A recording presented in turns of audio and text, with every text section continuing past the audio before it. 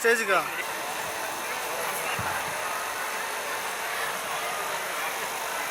ஒளி ஆதி மனிதனின் ஆகச்சிறந்த கண்டுபிடிப்பு. ஒற்றை இறைவனை தொழும்போதும் ஒளியேற்றி வழிபடுகிறோம்.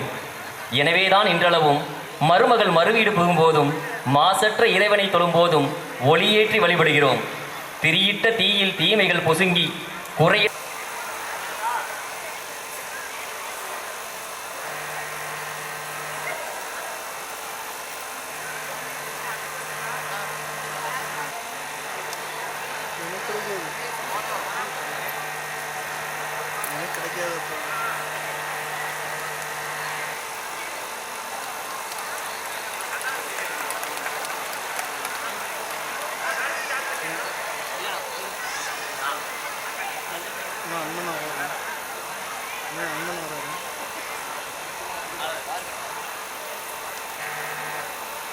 Hello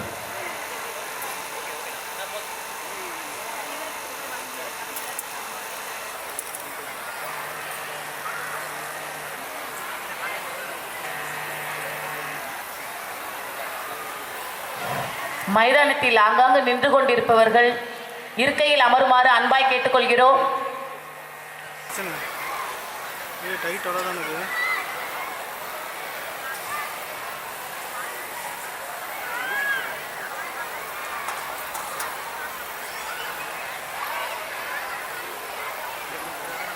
tight அவ்வளோதான்டா.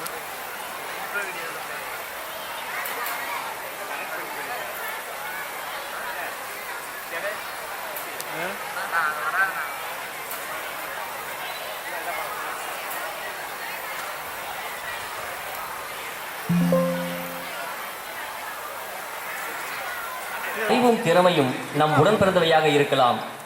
அறிவும் திறமையும் நம் உடன் பிறந்தவையாக இருக்கலாம்.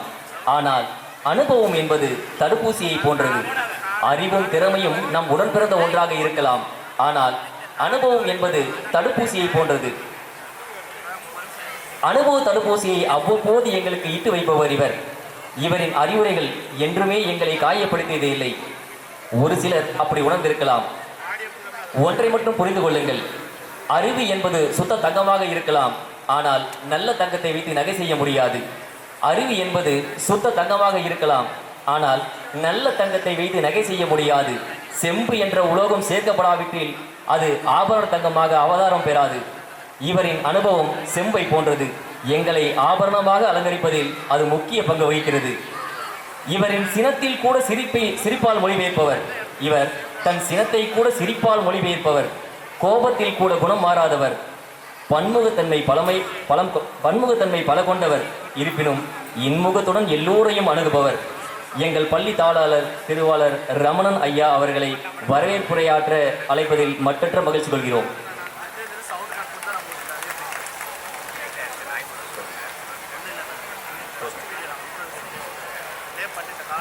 அனைவருக்கும் மாலை வணக்கம்.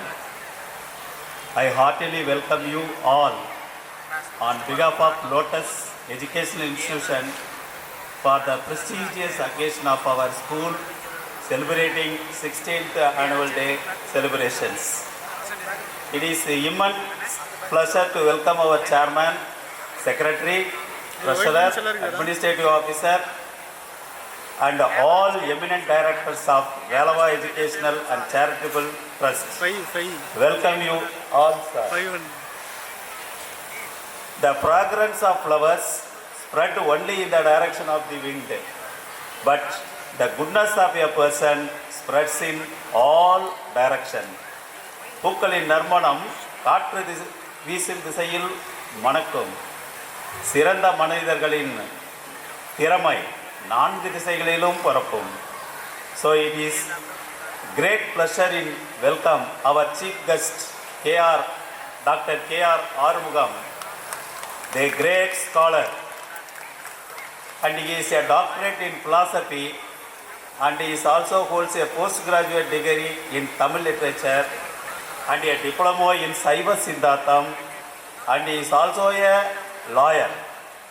Presently he is working as an assistant professor in the Department of Philosophy in Ramakrishna Mission Vivekananda College in Chennai. On behalf of all the parents and Velava Educational Charitable Trust, I welcome you, sir. Education is a shared commitment among three numbers. First, the dedicated teachers. Second, the motivated students. And third, the enthusiastic. அப்போ தான் கரெக்டாக இருக்குது. நமது lotus பள்ளியில் எனக்கு blue வருதுண்ணா இங்கே. Lotus matric மற்றும் CBSE பள்ளிகளில் 16வது ஆண்டு விழாவிற்கு சிறப்பு விருந்தினராக வருகின்றிருக்கும் சென்னை விவேகானந்தா கல்லூரியின் பேராசிரியர் முனைவர் ஆர்வம் சார் அவர்களே மற்றும் இந்த 2 பள்ளிகளையும் சீரும் சிறப்புமாக நடத்தி கொண்டிருக்கும் எங்களின் மதிப்புமிகு தாளாளர் ரமணன் சார் அவர்களுக்கும் கேட்ட போதெல்லாம் நல்ல கருத்துக்களை கூறி தினமும் பள்ளிக்கு வந்து சென்று பல விஷயங்களை எங்களுக்கு உதவி செய்து கொடுத்திருக்கும் நமது செயலாளர் திரு ராஜா அவர்களுக்கும் காலை முன் வந்து மாலை பின் சென்று அனைத்து பள்ளியின் செயல் விஷயங்களையும் மிக நன்றாக நிர்வகித்து கொண்டிருக்கும் திரு ஏஓ பசுபதி அவர்களுக்கும் மற்றும் கேட்ட போதெல்லாம் மனம் நிறைவுடன் பள்ளிக்கு எது தேவையோ அதையெல்லாம் செய்து கொள்ளுங்கள் என்று எங்களை ஊக்கப்படுத்துகின்ற அனைத்து இயக்குனர் நண்பர்களுக்கும் மற்றும் 2 பள்ளிகளையும் சீராகவும் சிறப்பாகவும் நடத்தி கொண்டிருக்கும் 2 பள்ளி முதல்வர் அவர்களுக்கும் ஆசிரியர் பணியே அறப்பணி ஆசிரியர் பணியே அறப்பணி அதற்கே உன்னை அர்ப்பணி என்ற பெரியோரின் சொல்லுக்கேற்ப மிக சீரிய முறையிலே சிறப்பாக பள்ளிகளிலே மாணவர்களுக்கு வகுப்புகள் எடுத்துக் கொண்டிருக்கும் ஆசிரியர் பெருமக்களுக்கும் எப்போதும் தோள் கொடுக்கும் டிரைவர் ஆயம்மாள் மற்றும் இந்த பள்ளியிலே படித்த பழைய மாணவர்கள் அனைத்து நண்பர்களுக்கும் என் மாலை வணக்கம். நமது லோட்டஸ் மெட்ரிக் பள்ளி 2008ஆம் ஆண்டு துவக்கப்பட்டு பல நிலைகளை கடந்து மெட்ரிக் மேல்நிலைப் பள்ளியாகவும் பப்ளிக் பள்ளியாகவும் பரிணாமித்துள்ளது. காலம் மாற்றத்திற்கு ஏற்ப நமது லோட்டஸ் பள்ளியில் கல்வி, விளையாட்டு, தற்காப்பு கலை, தனித்திறன் என அனைத்து வகைகளிலும் மாணவர்கள் சிறப்பாக வளர வேண்டும் என எண்ணி அதற்கான ஏற்பாடுகள் அனைத்தையுமே செய்துள்ளோம். மாணவர்கள் அதை நன்றாக பயன்படுத்த வேண்டும் என கேட்டுக்கொள்கிறோம். உலகின் சக்தி வாய்ந்த ஆயுதம் கல்விதான். கல்வியின் மூலம் பெரும் அறிவுதான் ஒருவரின் பலம். கற்றலும் தேடலும் நமது வாழ்வில் முறையே மொத்த சமுதாய புரட்சிக்கும் அடிப்படை ஆணிவேர் நாம் கற்ற கல்வியும் அதனால் ஏற்பட்ட அறிவு புரட்சியும் தான் என கூறி, பெற்ற பிள்ளை கைவிட்டாலும் நாம் கற்ற கல்வி எப்பொழுதும் நம்மை கைவிடாது என்ற ஆண்டோர்கள் சொன்னார்கள் இல்லையா, அந்த வார்த்தைக்கு இணங்க தெய்வத்தால் ஆகாதெனினும் முயற்சிதன் மெய்விடுத்த கூலிதரும் என்கிற வள்ளுவனின் சாசனப்படி முயற்சி என்பது முடிந்தவரை செய்வதல்ல, ஒரு காரியத்தை எடுத்துக்கொண்டால் அதை முடிக்கும் வரை செய்வதே முயற்சி என்று மாணவர்களுக்கு கூறிக்கொண்டு, மாணவர்களும் நல்ல விஷயங்கள் அந்த மாதிரி முயற்சி செய்ய வேண்டும் என்று கேட்டுக்கொண்டு, அன்பார்ந்த பெற்றோர்களே, லோட்டஸ் மெட்ரிக் பள்ளி மற்றும் லோட்டஸ் பப்ளிக் பள்ளியின் 16ஆம் ஆண்டு விழாவிற்கு சிறப்பு விருந்தினராக வருகை புரிந்துள்ள சென்னை விவேகானந்தா கல்லூரியின் தத்துவ பேராசிரியரான முனைவர் திரு KR ஆறுமுகம் அவர்களுக்கும், பேரன்பு கொண்ட லோட்டஸ் பள்ளியின் பெற்றோர்கள் அனைவருக்கும் மற்றும் லோட்டஸ் பள்ளி இயக்குநர்கள் அனைவருக்கும், பள்ளியின் முதல்வர்கள் மற்றும் இருபால் ஆசிரியர்களுக்கும், அனைத்து பணியாளர்களுக்கும், தொடர்ந்து எங்களுக்கு நல்ல ஆதரவினை அளித்து வரும் பெற்றோர்களுக்கும் எங்கள் மாணவ கண்மணிகளின் இனிய மாலை வணக்கங்கள். லோட்டஸ் பள்ளி ஆசிரியர்கள் எப்பொழுதும் எங்கள் மாணவர்கள் மீது மிகுந்த அக்கறையும் அவர்களது முன்னேற்றத்தின் மீது முழு கவனத்தையும் செலுத்தி வருகிறார்கள். மாணவர்களுக்கு காற்றோட்டமான வசதிகளுடன் கூடிய வகுப்பறைகளையும், பல்துடன் கொண்ட ஸ்மார்ட் போர்டு வகுப்புகளும், அனைத்து வசதிகளும் கொண்ட கணனி மற்றும் அறிவியல் ஆய்வகங்களும், அனைத்து விளையாட்டுகளுக்கும் ஏதுவான விளையாட்டு மைதானமும் விளையாட்டு உபகரணங்களும் இங்கு அமைத்து கொடுத்துள்ளதால் மாணவர்கள் தங்களது பன்முகத்தன்மையை வளர்த்து கொண்டு அவர்களுக்கும் பெற்றோர்களாகிய உங்களுக்கும் நம் பள்ளிக்கும் பெருமை சேர்த்து வருகிறார்கள். மேலும் குழந்தைகள் மீது நீங்கள் கொண்ட அன்பை வெளிப்படுத்துங்கள். அவர்களிடம் அதிக நேரம் செலவிடுங்கள். அன்றாட நிகழ்வுகளையும் சினிமா, அரசியல், சமூகம், சமத்துவம், மனிதநேயம் அனைத்தையும் பகிருங்கள். அவர்கள் கையால் தானம் செய்ய பழக்குங்கள். வீட்டு பொது முடிவுகள் எடுக்கும் பொழுது குழந்தைகளை உடனிருக்க செய்யுங்கள்.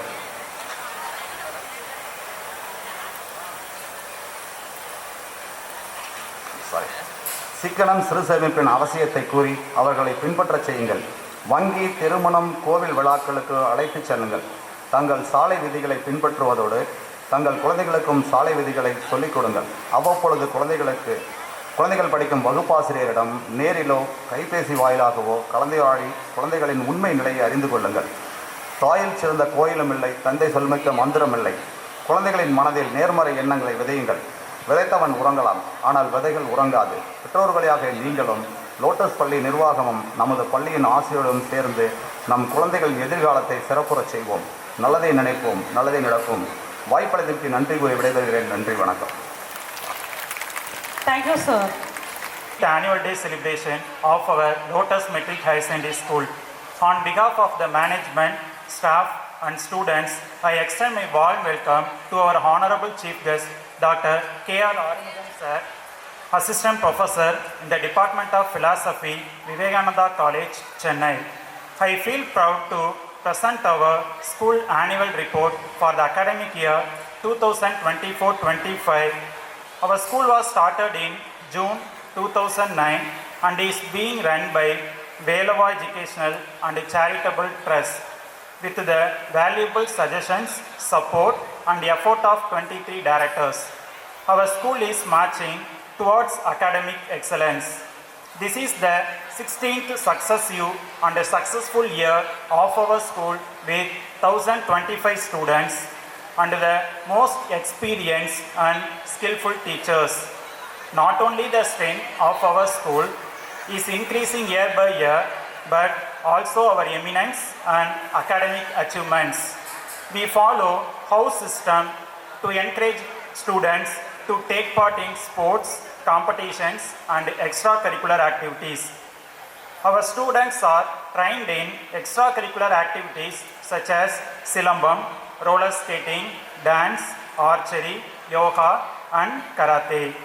Junior Red Cross, Bharat Scout and Guides are active in our school. In our school, students are admitted under RT Act every year. It is very useful for socially, economically backward class students. Our school academic achievements. In the academic year 2023-24, in 12th standard, K. Nitiksha and L. Sudarsanam scored 578 out of 600. Both of them got the first mark. Then D.S. Kirtmalini 576 out of 600. She got the second mark. P. Aradhana obtained the third mark by scoring 573 out of 600. In 11th standard, S.A. Taranya scored 578 out of 600 and stood first in our school. She was followed by S. Janani, who scored 573 out of 600, got the second mark. S. Praveena obtained the third mark by scoring 572 out of 600. In 10th standard, A.P. Pooja, S.P. Abhinaya scored 494 out of 500. Both of them got the first mark. Then R. Jeevan got 483 out of 500. He got the second mark. S. Yalini obtained the third mark by scoring 482 out of 500. In last academic year, in 12th standard, there are 12 centums in computer science. In 11th standard, 3 centums in computer science and 1 centums in physics. In 10th standard, 10 centums in maths, 1 centum in science and 1 centum in social science. 26 students have got admission in MBBS so far. Number of students have got admission in other medical courses, 8 in BVSC, that is veterinary, 2 in BDS, and 5 in BSc Agri respectively. Many students have got admission in Anna University and other top engineering colleges. Handwriting Olympiad competition was held in November 2024. Out of 234 students, 11 students won the first place and second place in it. Celebrations in our school. Apart from education, sports and extracurricular activities, important days, then Independence Day was celebrated in a grand manner with parade, flag hoisting and cultural programs. Teachers' Day was celebrated on 5th September in our school. Our former president, Dr. Radhakrishnan, in that teachers were honored. Our former president, Dr. APJ Abdul Kalam, also known as Missile Man of India, birthday was celebrated in a grand manner in our school. Children's Day, 14th November, was celebrated with joy. Our first Prime Minister, Jawaharlal Nehru, girls under 14, 17 and 19 category won at the zonal level in a spectacular manner. Our school boys under 17 category became winners at the zonal level. Our boys under 14 became runners-up at the zonal level.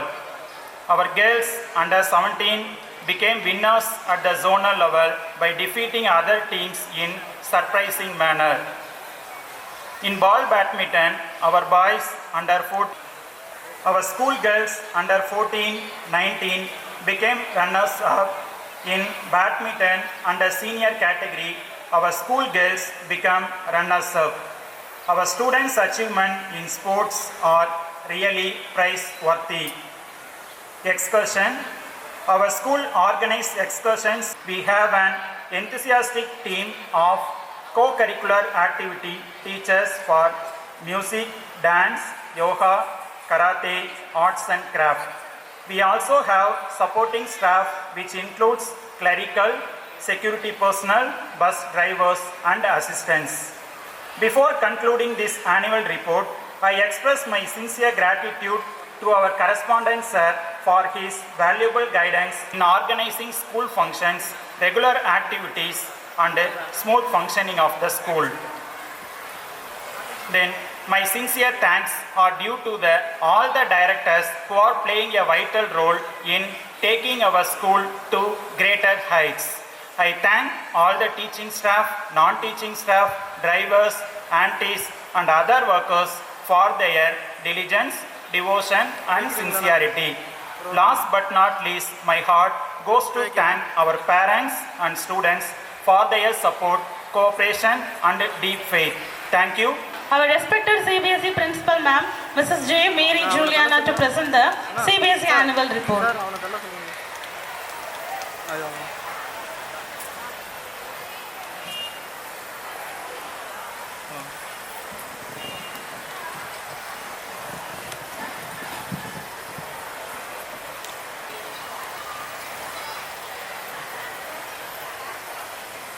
Good evening to one and all.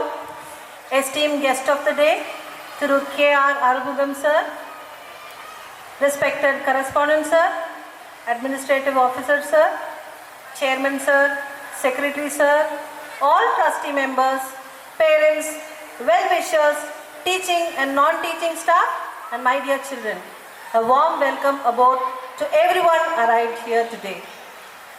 As we approach to the end of this academic year, we of education and all-round development of the students, I feel proud and privileged to present before you a brief report of the achievements registered by Lotus Public School since the last annual day celebration. The first one is affiliation process. May I have your attention please to the screen? We are extremely happy to announce that our school is recently affiliated to CBSE New Delhi. Sir வச்சுட்டேங்க. A big round of applause. Thank you so much. The process of achieving this milestone took rigorous efforts for the whole year. Our school underwent CBSE inspection process for 2 times. The inspection committee verified all our documents thoroughly through physical inspection and virtual inspections as well. We met all necessary criteria for affiliation, demonstrating our commitment to quality infrastructure, qualified faculty, robust curriculum and technology integration. This moment, I take this opportunity to personally thank our previous correspondent, Mr. Ramasamy sir, retired DO Sangari and Bhavani for his continuous support and encouragement to me and in providing all the things that are mandatory for the affiliation process on time. I must also thank our administrative officer sir, Mr. Pasupati, for taking care of all our material needs on time. Thank you sir. Mr. Shanmugam, our advisor, for his encouragement and knowledge to lead us through this difficult process. Kindergarten. Every child has its individual needs when it comes to education. Catering to each child's need should be the goal of a preschool, so the child can learn, grow and develop in its way. At LPS, children have a different atmosphere and enjoy the basic structure of Montessori learning also. Our parents appreciate the tiny thoughts every time and they tell that we are faring well. Assemblies. Our high quality school assembly is one of the most important aspects of a school's curriculum. Every student from each class participate in the assembly. Our assemblies contain central focus on the theme and the leaders of the assembly carry the theme forward with the help of speech, thought, special programs on awareness and so on. Co-curricular activities. CCA prepares students particularly for the future. It gives an equal footing in students' life for the improvement in the students' ability to grasp things as a whole. It helps them to work in teams, to exercise leadership and to take the initiative themselves. Quizzes, debates, recitation, elocution, fancy dress competitions, essay writing and so on are conducted frequently as students eagerly look forward for these classes. Investiture ceremony. Leaders are not born, they are made. As said by Winnie Lombardi, our investiture ceremony was held on 14th August. This is the occasion where all the young students are prepared to don the mantle of leadership and discharge the responsibility entrusted upon them by the school. At the ceremony, our school prefectural board is formed after scrutinous interviewing and selection, which gives them the feeling of functioning of an official administrator active body. The selected students were honored with their respective badges such as SPL, ASPL, sports captain, house captain, vice captain and the student council members took an oath to faithfully work for the school. Celebrations. Independence Day, Children's Day, Teachers Day, Diwali, Christmas, Raksha Bandhan, Krishna Jayanti, Van Mahotsav, Vinayak Chaturthi, Ramzan, Gandhi Jayanti, Education Development Day, Yoga Day, Doctors Day, Drug Awareness Day, Hindi Divas, Constitution Day were some of the celebrations observed in a school. Awards Day. The Awards Day is held to honor all the winners in the field of academics and sports. This was held on 27 December. Mr. Ramanan, our correspondent and other management members felicitated the students and wished them good luck. It was a proud day, not only for the students, but also for the parents to see their child go up the stage to receive their medals and certificates. Professional development programs. LPS as a team of developed and devoted teachers who are constantly exposed to various paradigms in the field of education and different pedagogical skills. The activities conducted throughout the year helps teachers to be exposed to diverse topics relevant to them. Our teachers have attended trainings, workshops and capacity building programs conducted by a Center of Excellence, and capacity building programs were of very good worth to us. All the staff who underwent these trainings were charged up with new mindset and a futuristic vision of dealing with students entrusted to them. No book day. If any visitor asked our students, what day is today? On Saturdays, no wonder they will say, no book day. All laboratories are fully engaged. Science lab comes alive in our campus. Math lab with fun-filled activities. Nature walk, gardening, competitions, extracurricular activities and computer lab with multiple programs. Learning by doing gives them great success in achieving our learning outcome. Parent-teachers meeting. PTM for classes KG to 9 are conducted frequently. Parents meet the class teachers and subject teachers for a detailed feedback on the progress of their child. The main purpose to create a common platform where parents and teachers come together to enrich the students' educational experiences. New initiative, LPS has launched Infinity Learn, an online coaching initiative by Sri Chaitanya aimed primarily at students preparing for competitive exams like JEE and NEET. It emphasizes interactive learning through live sessions and a variety of online resources from experienced faculty who have strong background in coaching for competitive exams. Inter-school competition, hard work and determination have made the dreams of our students materialize in the inter-school competition that they took part. Our students participated in Sahodya matches held at Spiro Prime International School, Namakkal for handball and athletics at Jiva Public School. They went to Royal Park School, Salem for Innovex Science Expo and they won third prize at the Salem district level. ECA, non-academic activity. ECA provides support to students to venture into professional fields like martial arts, music, dance and many more. We have ECA classes for grade 1 to 9 on Saturdays in which we have karate, silambam, archery, western dance, theatre art, chess, yoga and skating. Sports.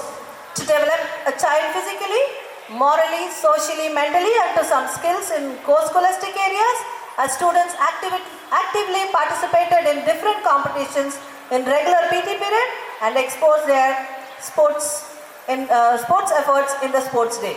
As Pranesh from 8A second place in national level Silambam competition, Kaushik SK of 7th standard got third prize in state level karate competition, K. Adish of 8th standard got national level second place in floor curling, S. Sanjay Kavin of 8th standard got second place in national level floor curling, S. Sarvin of grade 3 got first place at national level floor curling held at Pondicherry. S. Vairaman of grade 8 got black belt, second degree in karate and Yoga Nivas M took the 14th place in marathon at Salem district level. A big round of applause to all these students. Thank you. Health and hygiene. To keep the body in good health is a duty, otherwise we shall not be able to trim the lamp of wisdom and keep our minds strong and clear. So good health of students is a primary concern of the school. As monthly routine, health checkup programs is organized by the school to assure right consultation and treatment. We had dental camp from Vinayaga Missions, polio drops and vaccines from Maudanjavadi Primary Health Center on time as per the government instruction. Changes and development. New play area with outdoor play materials for lower class students was inaugurated in our campus. Lift facilities for the students to utilize the first and second floors was also installed. CWSN toilets in each floor was installed in our campus. Additional materials for science and maths lab was purchased according to the rules of CBSE. Our extended library has new teacher reference section and is equipped with 3,000 books as of now. 35 new computers in a large computer lab was a new setup. Then we have census board, smart teaching boards, projectors and new TVs were installed for using technology in our learning process. CCTV cameras were installed in our campus and a PA system was fixed in all the floors. A bouquet of gratitude. Before I conclude the report, I humbly acknowledge the encouragement and positive energy that is given by our correspondent and administrative officer and their constant support. I also extend my gratitude to the school coordinators, facilitators, office staff, students and parents, benefactors and resource persons for striving earnestly in taking LPS to greater heights. Conclusion. Our aim is to be one of the leading schools in the community.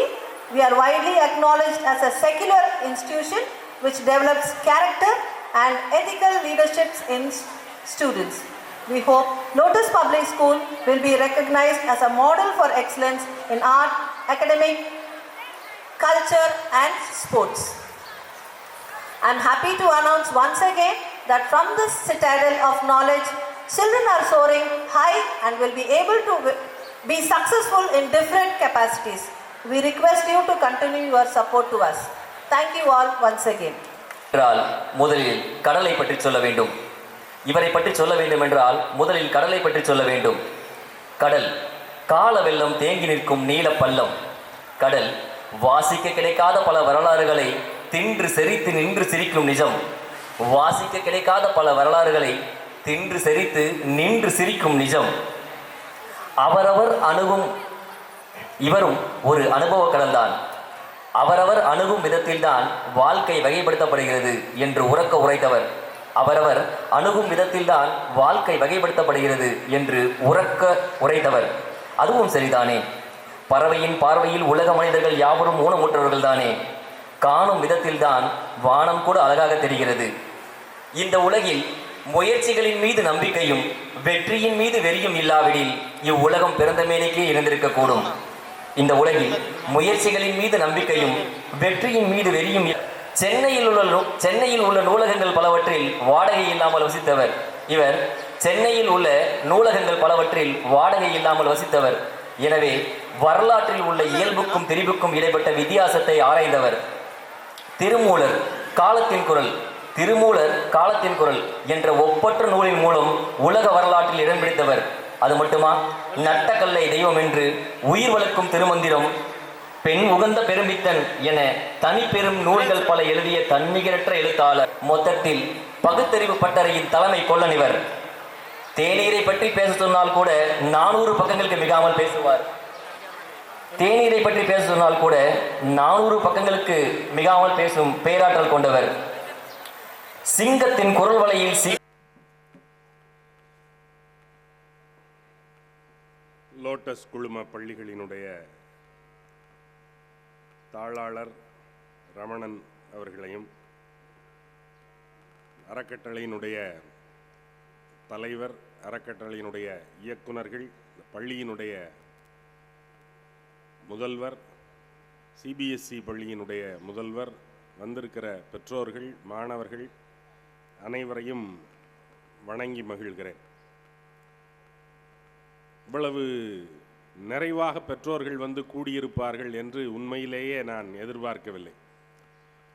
ஒரு பள்ளியினுடைய துடிப்பு என்பது ஆசிரியர்களினுடைய முனைப்பில் தொடங்குகிறது, மாணவர்களினுடைய ஆர்வத்தில் அது தொடர்ந்து வழி நடக்கிறது. இவை எல்லாவற்றையும் தாண்டி பெற்றோர்கள் அதில் கொள்ளுகிற ஈடுபாடு என்பது அந்த பள்ளியை மிக உயர்ந்த நிலைக்கு எடுத்து செல்லும். இப்போது என்ன ஆகிவிட்டதென்றால், முன்பெல்லாம் பெற்றோர்களே பாதி சொல்லிக் கொடுப்பார்கள், மீதியை பள்ளிக்கூடங்கள் சொல்லிக் கொடுக்கும். இப்போதெல்லாம் பெற்றோர்கள் நினைக்கிறார்கள், நாங்கள் தான் பணம் கட்டுகிறோமே, நீங்களே சொல்லிக் கொடுங்கள், எங்களுக்கு சொல்லிக் கொடுக்கிற வேலை இல்லை, நாங்கள் இந்த பள்ளி கல்வி முதலியவற்றில் எந்த ஈடுபாடும் கொள்வதற்கில்லை என்று ஒதுங்கிக் கொள்கிற சூழ்நிலையில் பெரும்பாலான இடங்களில் அப்படித்தான் நடக்கிறது.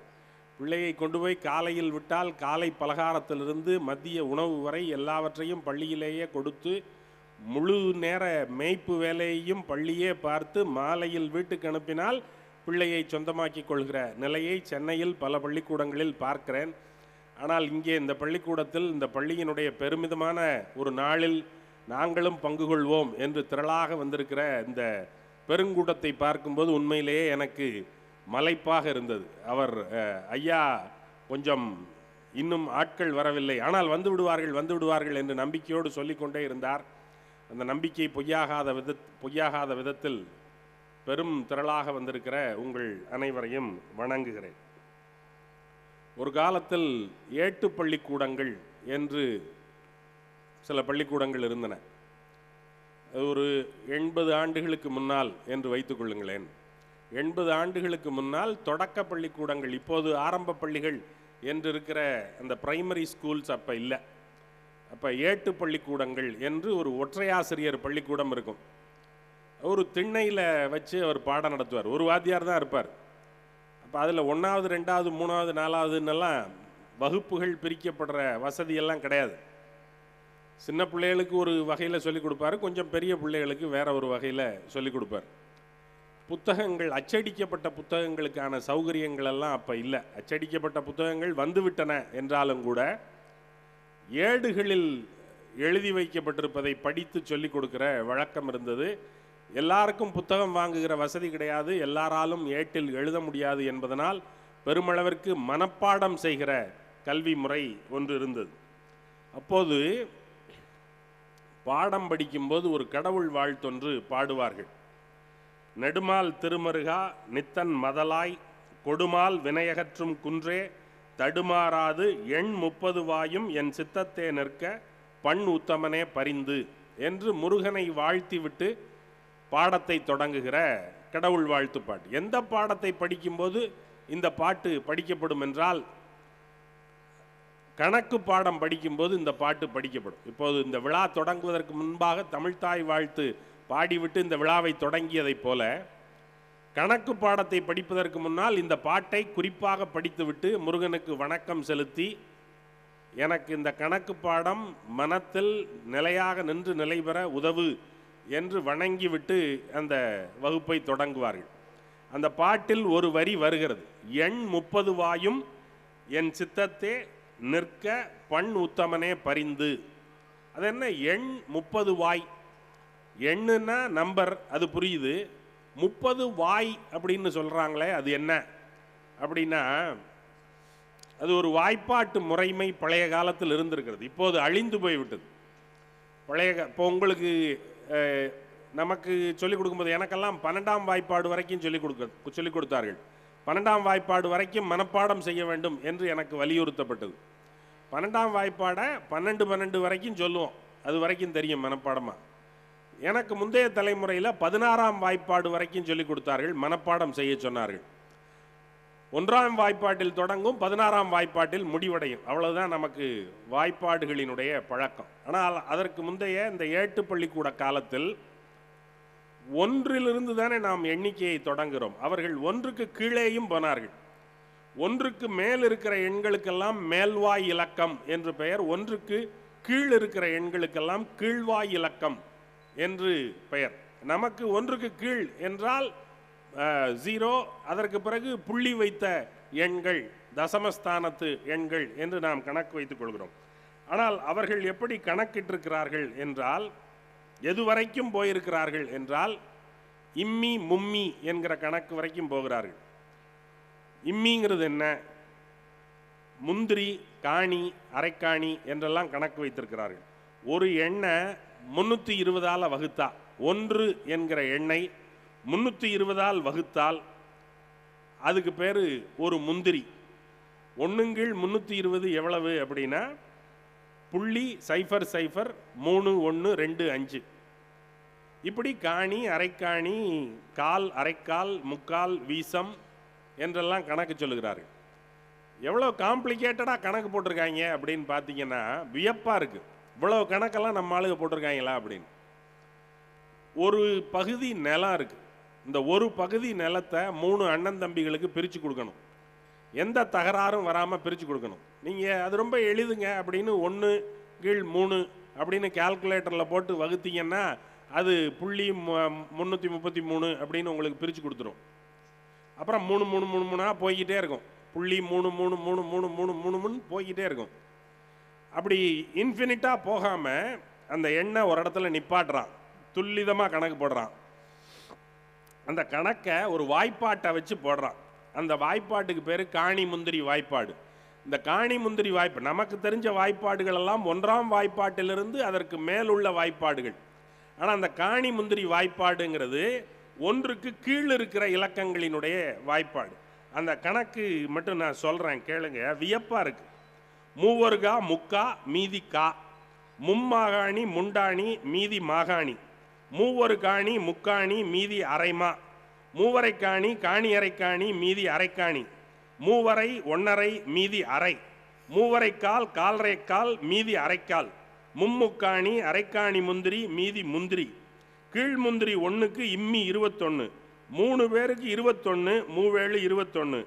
ஆக ஒருத்தம் பேருக்கு காலே முக்காணி, காணி அரைக்காணி, கீழ் அரையே அரைக்கால் முக்கால் முந்திரி இம்மி 7 அப்படின்னு கணக்கு போடுறான். 1 ஏக்கர் நிலத்தை கொடுத்தா அதை 3 பேருக்கு வகுத்து கொடுக்கணும்னா எப்படி வகுத்து கொடுக்கறது அப்படின்னு துல்லிதமாக இம்மி பெசகாத கணக்கு அப்படின்னு கேள்விப்பட்டிருக்கோம்ல. அவன் சொன்னான்னா இம்மி கூட பெசகாது. இந்த இம்மிங்கிறது என்ன, அது ரொம்ப துல்லிதம், அதுக்கு மேலே அது என்னன்னு நமக்கு தெரியாது. ஆனால் இம்மி அப்படிங்கிறது என்னன்னா, இம்மிங்கிறது ஒரு எண். அந்த எண் எங்கே வருதுன்னா 1க்கு கீழே வருகிறது. அதை எப்படி கணக்கு போடுவது, இம்மி என்பதனுடைய வேல்யூ என்ன அப்படின்னு உங்களுக்கு சொல்கிறேன். இம்மி என்பது இம்மி இஸ் ஈக்குவல் டு 1 10,75,200. 1/10,75,200 அதுதான் இம்மி. இந்த இம்மி வரைக்கும் கணக்கு போடுறான். இம்மியோட அந்த கணக்கு நின்று போச்சா அப்படின்னா இம்மிக்கு கீழேயும் போகிறான். அதுக்கு பேர் மும்மி. மும்மி எவ்வளவு, மும்மியினுடைய மதிப்பு எவ்வளவு அப்படின்னா மும்மி இஸ் ஈக்குவல் டு 1/2,36,54,400. அது வரைக்கும் மனப்பாடமாக இவனுக்கு கணக்கு சொல்ல தெரிஞ்சிருக்கு நம்ம ஆளுக்கு. இப்போ இந்த வாய்ப்பாடுகளெல்லாம் வழக்கொழிந்து விட்டன. நமக்கு இம்மியும் தெரியாது மும்மியும் தெரியாது. நமக்கு தெரிஞ்சதெல்லாம் மம்மி தான். மம்மியை தாண்டி நமக்கு வேற எதுவும் தெரியாதுங்கிறது மாதிரியான நிலைமைக்கு கொண்டு வந்து விட்டு விட்டார்கள். அப்போ இந்த வாய்ப்பாடுகளை எல்லாம் பழைய காலத்தில் அந்த ஏட்டு பள்ளிக்கூடங்களில் சொல்லிக் கொடுத்திருக்கிறார்கள். 80 ஆண்டுகளுக்கு முன்னால் சொல்லிக் கொடுக்கப்பட்ட வாய்ப்பாடு இப்போதில்லை. இப்போது சொல்லிக் கொடுக்கப்படுகிற வாய்ப்பாடுகள் எல்லாம் பிள்ளைகளுக்கு நினைவில் இருப்பதில்லை. இப்போது எளிதாக எல்லாவற்றையும் கையில் இருக்கிற செல்பேசியில் இருக்கிற கால்குலேட்டரில் குத்தினால் எண் வந்துவிடும் என்கிற காரணத்தினால் எதையும் நினைவில் வைத்துக் கொள்ள வேண்டிய தேவையில்லை என்கிற நிலைக்கு பிள்ளைகள் மெல்ல மெல்ல ஆளாகி கொண்டே இருக்கிறார்கள். அறிவினுடைய பயன்பாடு சுருங்கி கொண்டே இருக்கிறது. எந்த ஒன்றையும் நீங்கள் தொடர்ந்து பயன்படுத்தாவிட்டால் அது அழிந்து போகும். உங்களுடைய கையை நீங்கள் தொடர்ந்து பயன்படுத்தவில்லை என்றால் கை செயலிழந்துவிடும். எனக்கு ஒரு விபத்து நடந்தது, கையும் காலும் ஒடிந்து போனது மோட்டார் சைக்கிளில் போகும்போது. அப்போ மல்டிபிள் ஃப்ராக்சரு கட்டு போட்டு வச்சுருந்தாங்க. 3 மாதத்துக்கு கீழ் காலில் ஆப்ரேஷன், அதுக்கப்புறம் கையில் ஆப்ரேஷன். அதனால் அந்த கையை ஒரு 3 மாதத்திற்கு நான் பயன்படுத்த முடியவில்லை. தொட்டி கட்டி கையை மடக்கி போட்டான். 3ஆவது மாதம் கட்டை பிரித்து கையை திறந்து விட்டால் என்னால் கையை நீட்ட முடியலை, கையில் எடுத்து சாப்பிட முடியலை. ஒரு சாதாரண இட்லியை பிச்சு வாயில் வைக்க முடியல. இட்லி எவ்வளவு மென்மையான பதார்த்தம் என்று உங்களுக்கு தெரியும். இட்லியை பீத்து வாயில் வைத்துக் கொள்வதற்கு எனக்கு முடியவில்லை, கை நடுங்குகிறது. ஏன் அப்படின்னா கையை நான் 3 மாதமாக பயன்படுத்தவே இல்லை. 3 மாதமாக பயன்படுத்தாத கை வலிமை இழந்து விடுகிறது.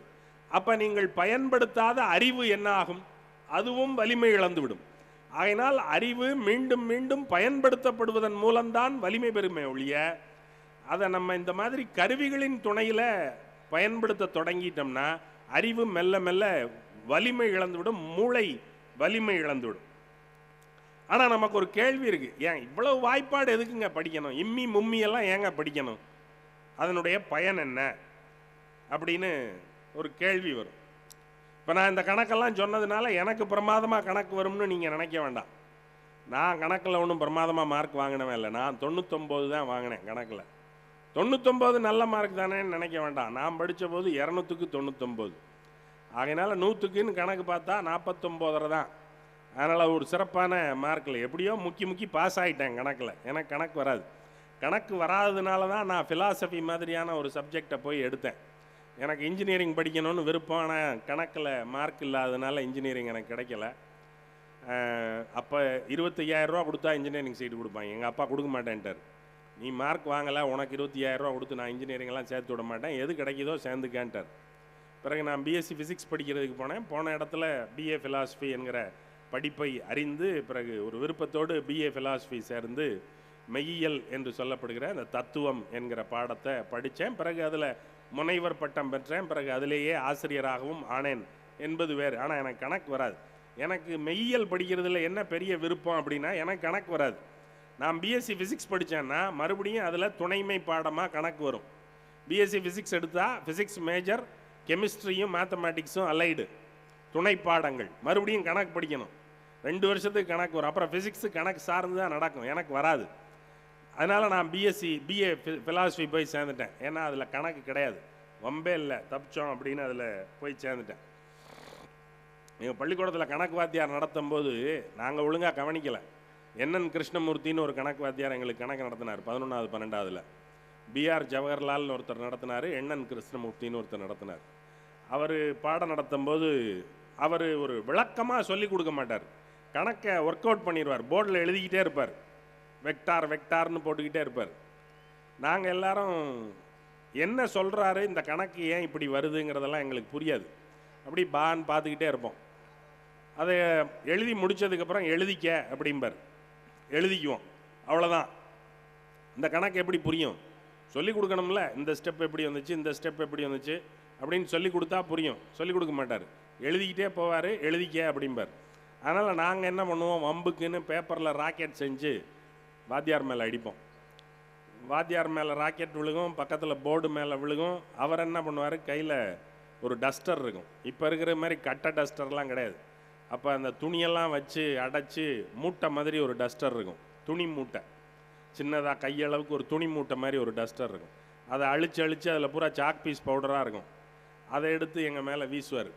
வீசினார்னா முகம்பூரா அடிபடாது, அது துணி மூட்டை தானே, முகம்பூரா சாக் பீஸ் பவுடராக ஆயிரும். இப்படியெல்லாம் வம்பு பண்ணி கணக்கு ஒழுங்காக படிக்காமல் கடைசியில் ஃபிலாசபியில் வந்து சேர்ந்தேன்னு வச்சுங்க. ஆனால் கணக்கு ரொம்ப முக்கியம். நமக்கு எண்ணும் எழுத்தும் கண்ணெனத்தகும் என்று திரும்ப திரும்ப சொல்லிக்கொண்டே இருக்கிறார்கள். அதில் எண்ணையும் பழகணும், எழுத்தையும் பழகணும்.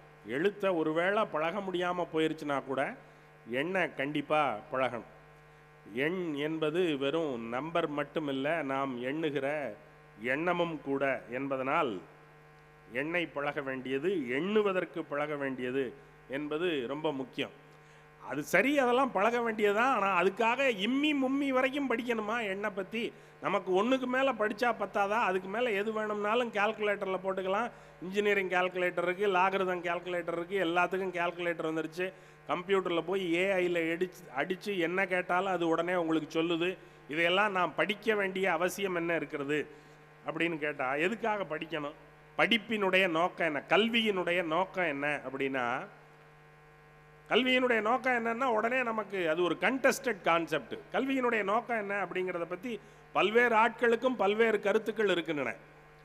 நம்ம பளிச்சுன்னு உடனே என்ன நினைக்கிறோம், கல்வி இருந்தால் தான் சார் நல்ல வேலை கிடைக்கும், நல்ல வேலை கிடைச்சா தான் நல்ல பொண்ணு கட்டலாம் அல்லது நல்ல மாப்பிள்ளை கட்டலாம், ஒரு வீடு கட்டி கார் வாங்கி சௌரியமாக அதுக்கப்புறம் பிள்ளை குட்டி பெற்று அதுகளுக்கு கல்யாணம் பண்ணி அதுகளை செட்டில் பண்ணிட்டோன்னா வேலை முடிஞ்சிச்சு, அதுக்கு கல்வி வேணும் அப்படின்னு நினைக்கிறோம்.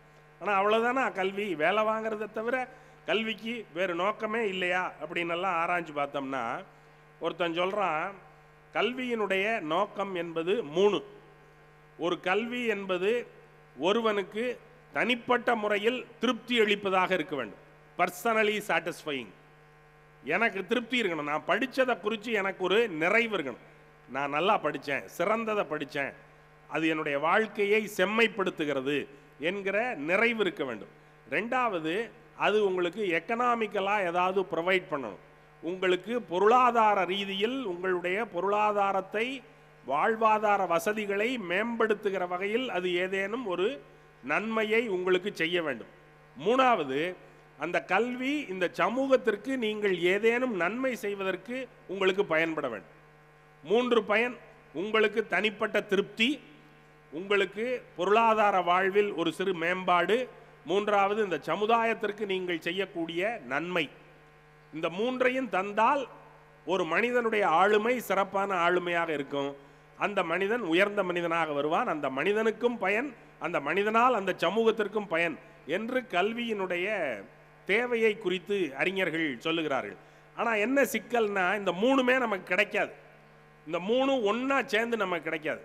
நமக்கு திருப்தியாக இருக்கும், நிறைவாக இருக்கும். இப்போ நான் ஃபிலாசபி படிச்சிருக்கேன்ல, தத்துவம் படிச்சிருக்கேன். தத்துவம் படித்ததுனால எனக்கு ரொம்ப தனிப்பட்ட முறையில் நிறைவாக இருக்குது. ரொம்ப அருமையான படிப்பு படித்திருக்கிறோம், மிகச்சிறந்த படிப்பு படித்திருக்கிறோம் என்கிற நிறைவும், அது உருவாக்குகிற சிந்தனைகளும், அது என்னை ஒரு தனி மனிதனாக மாற்றி இருக்கிற மாற்றமும், இதெல்லாம் எனக்கு ரொம்ப தனிப்பட நிறைவளிப்பதாக இருக்கிறது. ஆனால் பொருளாதார ரீதியில் இது எனக்கு பயன்படுமா அப்படின்னா பயன்படாது. ஒரு ஐடி இன்ஜினியர் சம்பாதிக்கிற அளவுக்கு நான் சம்பாதிக்க முடியுமா? ஒரு மருத்துவர் சம்பாதிக்கிற அளவிற்கு நான் சம்பாதிக்க முடியுமா அப்படின்னா சம்பாதிக்க முடியாது. ஒரு அளவாக சம்பாதிக்கலாம். பெரிய சம்பளத்துக்கு நான் போக முடியுமானா போக மாட்டேன், போக முடியாது. இந்த படிப்பு தனி நிறைவை கொடுக்கிறது, ஆனால் பொருளாதார மேம்பாட்டை மிகப்பெரிய அளவிற்கு தராது. சரி, ஐடி வேலைக்கு போகிறானே, ஐடி இன்ஜினியரு, அவன்லாம் பிரமாதமான இடத்துக்கு போகிறான். இங்கே ஒரு 5 வருஷம் வேலை செய்வான். அதுக்கப்புறம் அதை காட்டி இன்னொரு பெரிய கம்பெனியில் ரொம்ப கூடுதல் சம்பளத்துக்கு வேலைக்கு போவான். அதுக்கப்புறம் ஒரு 4 வருஷம் கழித்து அதை விட 3 மடங்கு சம்பளத்துக்கு வேறு இடத்துக்கு வேலைக்கு போவான், வெளிநாட்டுக்கு போவான். கடைசியில் பெரும் பணக்காரனாக ஆயிடுவான். ஆனால் அவனுக்கு தனிப்பட்ட முறையில் நிறைவு இருக்குமா அப்படின்னா அது இருக்குமான்னு சொல்ல முடியாது. ஏன்னா ஐடி கம்பெனியில் எப்படி வேலை வாங்குறாங்கன்னு உங்களுக்கு தெரியும். வச்சு புழிஞ்சிருவான். எல்லா நேரமும் வேலை பார்க்க சொல்லுவான். இருக்கிற நேரமெல்லாம் உங்களுக்கு வேலை சொல்லிக்கிட்டே இருப்பான். ப்ராஜெக்டை முடிச்சு கொடுக்குற வரைக்கும் வேலை பாரும்பான். ப்ராஜெக்டை முடிச்சு கொடுத்துட்டோம்னா அடுத்த ப்ராஜெக்டை கொடுத்துருவான். வேலை பார்த்துக்கிட்டே இருக்கணும். என்னடா ஓய்வே இருக்காதா நமக்கு அப்படின்னு நினைக்கிற அளவுக்கு வேலை பார்த்து வறுத்தெடுத்துருவாங்க. அப்போ எக்கனாமிக்கலி வயபிளாக இருக்குது, ஆனால் பர்சனலி சாட்டிஸ்ஃபையிங்காக அது இல்லை. சரி, சில விஷயங்கள் தனிப்பட்ட முறையில் நிறைவளிப்பதாக இருக்கும், ஆனால் சமூகத்திற்கு பயனளிக்குமானா பயனளிக்காது. அவன் ஏதோ சம்பாதிப்பான், அவன் ஏதோ வாழ்க்கையை வாழ்வான், அதனால் சமூகத்திற்கு என்ன பயன்னா ஒன்றும் இருக்காது. அப்போ இந்த 3ல் 1 கிடைக்கலாம் அல்லது 2 கிடைக்கலாம். 3மே சேர்ந்து கிடைக்குமானா அது ரொம்ப சிக்கலானது தான். அப்போ அதை நோக்கி நகர்வதற்கு என்ன செய்வது? இந்த 3ஐயும் ஒருங்கிணைப்பதற்கு என்ன செய்வது? எனக்கும் நிறைவாக இருக்க வேண்டும், சமூகத்திற்கும் பயனாக இருக்க வேண்டும், பொருளாதார அடிப்படையிலேயும் எனக்கு பயனுள்ளதாக அது இருக்க வேண்டும் என்றால் அதற்கு என்ன செய்வது அப்படின்னா, பணம் சம்பாதிக்கணும், கலை மாதிரியான படித்தல் முதலிய ஈடுபாடுகள், வேறு நூல்கள் கற்றல், புதிய புதிய புத்தகங்கள் படித்தல், அந்த மாதிரியான ஈடுபாடுகள் எல்லாம் இருக்கணும். ஒரு விடுதலை உணர்ச்சி இருக்கணும். இதெல்லாம் எப்படி வரும்? எல்லாத்துக்கும் உங்களுக்கு அளவு தெரியணும். எவ்வளவு பணம் வேணும் அதுக்கு ஒரு அளவு தெரியணும். எவ்வளவு விடுதலை எனக்கு கிடைக்கும் அதுக்கு அளவு தெரியணும். எவ்வளவு நிறைவு எனக்கு உருவாகும் அதற்கு அளவு தெரியணும். அளவு தெரியாமல், அளவை நீங்கள் தீர்மானித்து கொள்ளாமல் நீங்கள் நோக்கத்துக்கு அப்படி போய்கிட்டே இருந்தீங்கன்னா அது உங்களை எங்கேயாவது கொண்டு போய் கவுத்து விட்டுரும். ஆகையினால எது அளவு என்று விசாரணை நடத்த வேண்டும். அதற்கு கேள்விகள் கேட்க வேண்டும். விசாரணையே இல்லாமல் அப்படி போகிற போக்கில் போய்கிட்டு இருக்கிற வாழ்க்கை என்பது பயனற்ற வாழ்க்கை. கல்வியை எப்படி சொல்லிக் கொடுக்கணும்னு ரூசோ என்கிற அறிஞர் சில கருத்துக்கள் சொல்கிறான். ஒரு மனிதன் எதிலிருந்தெல்லாம் கற்றுக்கொள்ள முடியும்? ஒரு மனிதன் சக மனிதர்களை பார்த்து கற்றுக்கொள்ள முடியும், ஒரு மனிதன் இயற்கையை பார்த்து கற்றுக்கொள்ள முடியும், ஒரு மனிதன் அவன் வாழ்கிற சமூகத்தில் இருக்கிற பொருள்களை பார்த்தும் கற்றுக்கொள்ள முடியும். இந்த 3ஐயும் பார்த்து அவன் கற்றுக்கொள்ள வேண்டும். அப்படித்தான் கல்வி என்பது அமைய வேண்டும். இந்த நிறுவனத்தில் சொன்னார்கள் இல்லையா, அவங்க ஆனுவல் ரிப்போர்ட் சிபிஎஸ்இ ஸ்கூலினுடைய அப்புறம் அந்த மெட்ரிக் ஸ்கூலினுடைய ஆனுவல் ரிப்போர்ட்ஸ் படிக்கும்போது அந்த 2 முதல்வர்களும் குறிப்பாக சொன்னது என்ன அப்படின்னா, எக்ஸ்ட்ரா கரிக்குலர் ஆக்டிவிட்டீஸ், கோ கரிக்குலர் ஆக்டிவிட்டீஸ், இதில் எல்லாம் சிலம்பம் முதலிய கலைகள் சொல்லித்தரப்படுகின்றன. பிறகு தோட்டக்கலை முதலியவற்றில் ஈடுபாடு காட்டப்படுகிறது. சனிக்கிழமை என்பது நோ புக் டே, பாடப்புத்தகத்தை எடுக்காத நாளாக சனிக்கிழமை அமையும். அது ரொம்ப முக்கியமானது. ஒரு நாளாவது பாடப்புத்தகத்திலிருந்து உங்களுக்கு விடுதலை வேண்டும். இந்த உலகத்தை நீங்கள் திரும்பி பார்க்க வேண்டும்.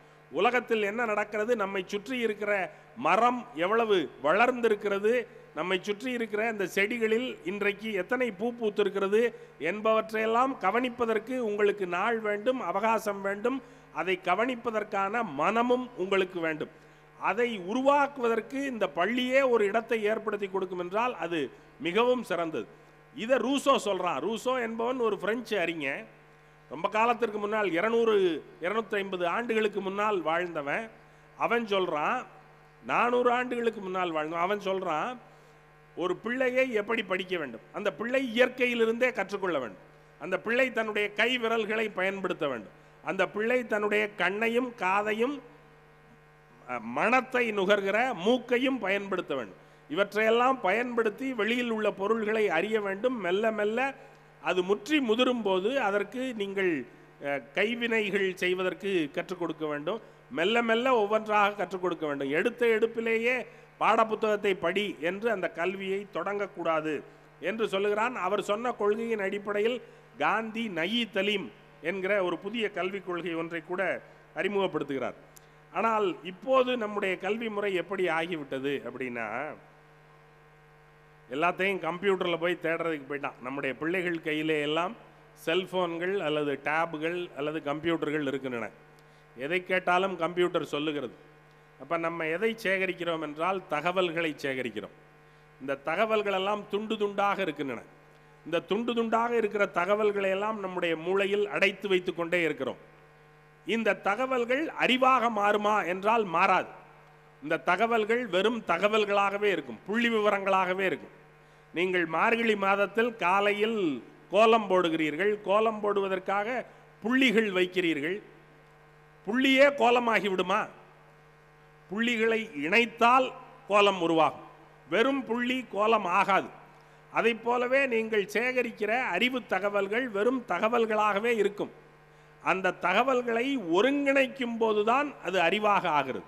எப்படி புள்ளியை சுற்றி கோடுகள் போடும்போது அது கோலமாகிறதோ அதை போலவே இந்த அறிவு தகவல்களை எல்லாம் நீங்கள் ஒருங்கிணைத்து புரிந்து கொள்ளும் போது, இன்டர்பிரட் பண்ணும்போது அது அறிவாக ஆகிறது.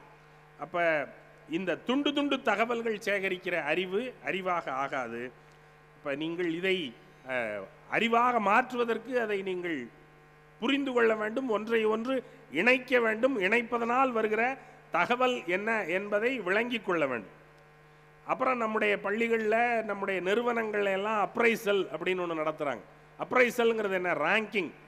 நீ முதல்லையா, நீ ரெண்டாவதா, நீ மூணாவதா அப்படின்னு அடுக்கிறது.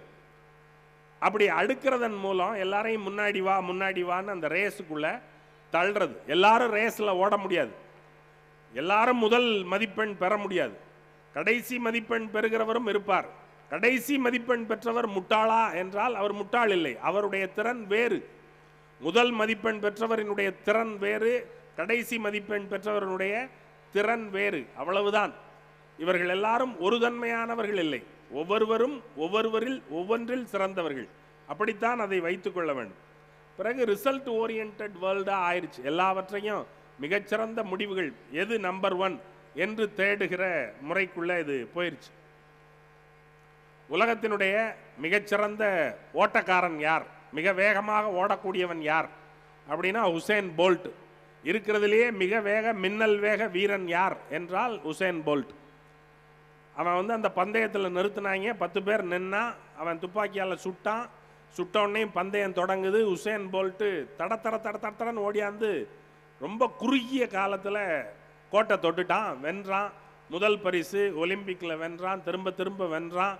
முதல் ஆளாக இன்றைக்கும் மிக வேகமான வீரனாக அவன்தான் இருக்கான். இது ஒரு பக்கம். இன்னொரு பக்கம் ஆப்பிரிக்காவில் இருக்கிற ஒரு சின்ன கிராமத்தில் ஒரு ஓட்டப்பந்தயம் சிறு பிள்ளைகளுக்காக நடத்தப்படுகிறது. இந்த மாதிரி ஒரு பள்ளியினுடைய ஆண்டு விழாவில் சிறு பிள்ளைகளை வரிசையில் நிறுத்தி ஒரு ஓட்டப்பந்தயம் நடத்துகிறார்கள். அந்த ஓட்டப்பந்தயத்திற்கு கொடி அசைக்கிறார்கள். பிள்ளைகளெல்லாம் கோட்டில் வரிசையாக நிற்கின்றன. ஓடத் தொடங்கலாம் என்று கொடி அசைக்கிறார்கள். அந்த பிள்ளைகள் ஓட மறுக்கின்றன. உசேன் போல்ட் மாதிரி தாவி ஓடணும்ல, முதல்ல முன்னாடி வரணும்னு விரும்புகிற ஆள் பிச்சுக்கிட்டு ஓடணும்ல, ஓடலை. இந்த பிள்ளைகளெல்லாம் என்ன செய்தன, ஒன்றோடொன்று கையை கோர்த்து கொண்டு எல்லா பிள்ளைகளும் ஒன்றாக சேர்ந்து எல்லைக்கோட்டை நோக்கி நடந்தன. எந்த பிள்ளையும் ஓடலை. ஓடுனா எல்லாரும் சேர்ந்து ஓடுவோம். ஒரு ஆள் மட்டும் ஓடி ஒரு பரிசை மட்டும் வெல்வது என்பது கிடையாது என்று காட்டுகிற அந்த ஆப்பிரிக்க பிள்ளைகளினுடைய ஓட்டப்பந்தயம் இருக்கிறது இல்லையா, அது சிறந்தது. அதை நோக்கியதாக நம்முடைய கல்வி அமைய வேண்டும் என்று ரூசோ மாதிரியான அறிஞர்கள், காந்தி மாதிரியான கல்வியாளர்கள், கல்வியிலே கருத்து செலுத்தியவர்கள் சொல்லுகிறார்கள். எல்லோரும் எல்லாமும் பெற வேண்டும், எல்லாத்தையும் எல்லாரும் பங்கு போட்டு கொண்டு வாழ வேண்டும் என்று இவர்களெல்லாம் முன்வைக்கிறார்கள். இதெல்லாம் செய்யறதுக்கு நமக்கு ஒரு கவனம் வேணும், அவ்வளவுதான். அதிகபட்சம் நமக்கு வேண்டியது என்ன அப்படின்னா ஒரு கவனம் மட்டும்தான். இந்த கவனம் அப்படிங்கிறது Zen art of tea making என்று ஒரு கதை ஒன்று சொல்லுவார்கள் ஜென் புத்திசத்தில். ஜப்பானில் டீ போடுறதுங்கிறது ஒரு பெரிய கலை. நமக்கு டீ போடுறதுங்கிறது ஒன்றும் பெரிய கலை இல்லை. நம்ம என்ன பண்ணுவோம், சட்டியில் பாலை ஊற்றி அதை கொதிக்க விட்டு அது கொதித்து வரும்போதே அதில் கொஞ்சம் சீனியை போட்டு, அதற்கு பிறகு அதில் கொஞ்சம் டீ தூளையும் போட்டு அதை வடிகட்டி எடுத்தோன்னா டீ. இப்படி டீ போடுறதில்ல. சில பேர் டீயை மாற்றி போடுவாங்க. தண்ணி கொதிக்க வச்சு அதில் டீ தூள் போட்டு அதை வடித்து பாலை தனியாக கொதிக்க வச்சு அதில் இந்த சாயத்தை ஊற்றி சர்க்கரையை போட்டு டீ போடுவாங்க. 2 வகை தான் நமக்கு தெரியும் டீ போடுறதில்ல. ஆனால் ஜப்பான்காரன் டீ போடுறது வேறு தினுசாக போடுவான். ஜப்பான்காரனுக்கு டீ போடுறதுங்கிறது அது ஒரு தியானம். அது சாதாரணமாக டீ போட்டு குடிக்கிறது இல்லை, அது ஒரு தியானம். அவன் டீயை அதுக்குன்னு தனியாக கப்பு, பாத்திரம், அந்த மூக்கு வச்ச கெட்டில் இதெல்லாம் வச்சுருப்பான். மூக்கு வச்ச கெட்டிலில் வெந்நீர் இருக்கும். அவனுடைய பாலில், அவனுடைய டீயில் பால் கிடையாது.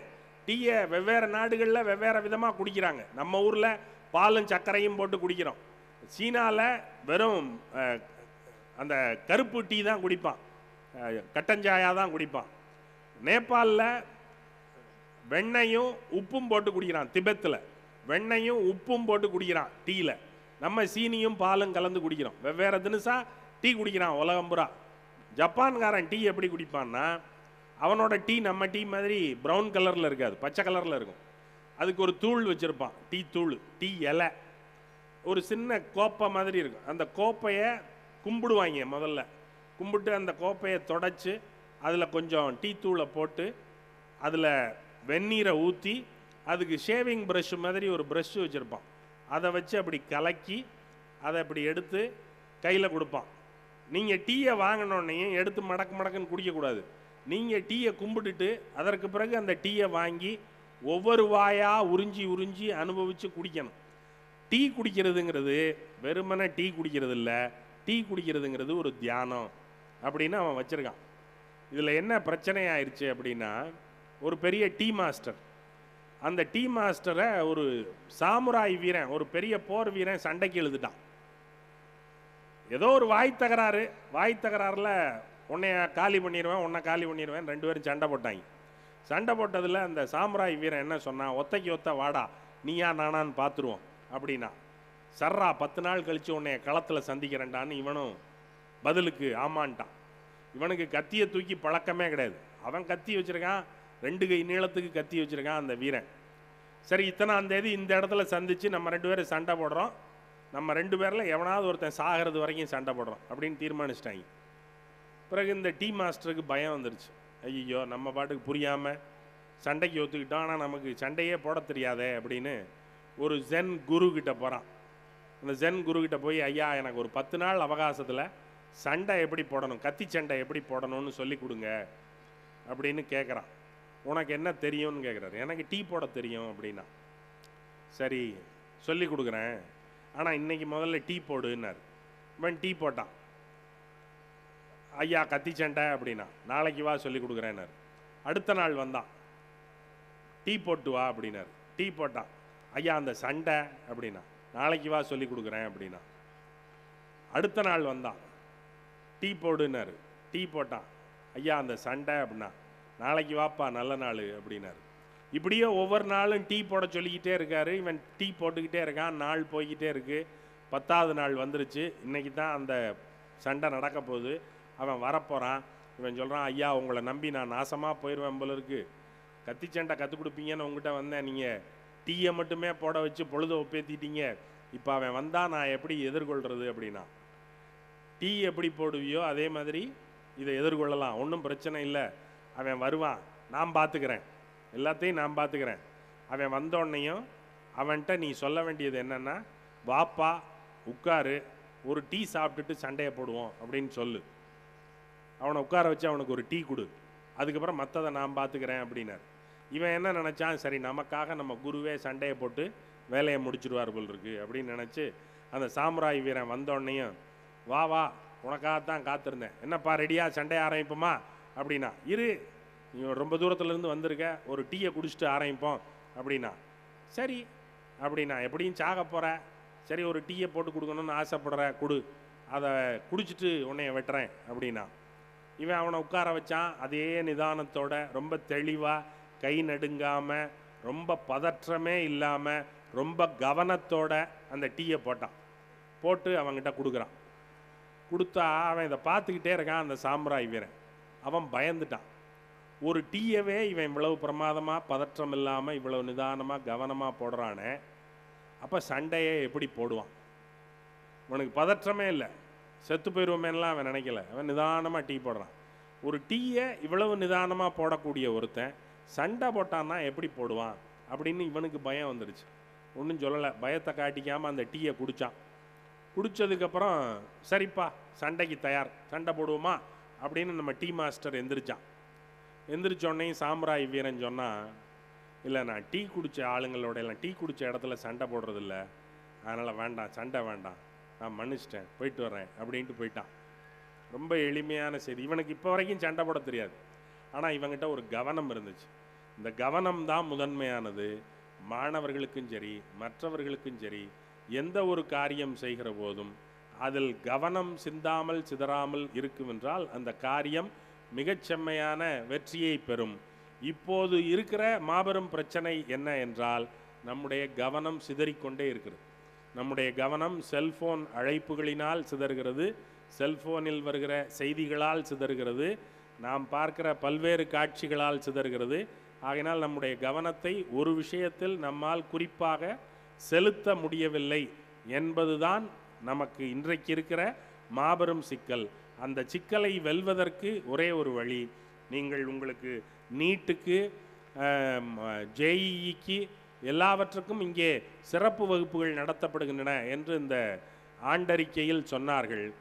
நீங்கள் அவற்றிலே எல்லாவற்றிலும் இங்கே இருந்து எத்தனை மாணவர்கள் 27 பேர் மருத்துவ ஒதுக்கீடு இடம் கிடைத்து மருத்துவ மாணவர்களாக சேர்ந்திருக்கிறார்கள் இந்த பள்ளியில் படித்தவர்கள் என்று சொன்னார்கள். மிகச் சிறப்பு. தேவை என்ன என்றால், இன்னும் கூடுதலான எண்ணிக்கையிலேயும் அந்த இடங்களை பெறலாம். இன்னும் கூடுதலான எண்ணிக்கையில் மருத்துவ மாணவர்கள் பொது நிர்வாகத்தில் பங்கு பெறக்கூடிய ஐஏஎஸ் ஐபிஎஸ் ஆஃபீஸர்ஸ் இன்ஜினியர்ஸ் எல்லாம் இன்னும் கூடுதலான எண்ணிக்கையில் வரலாம்.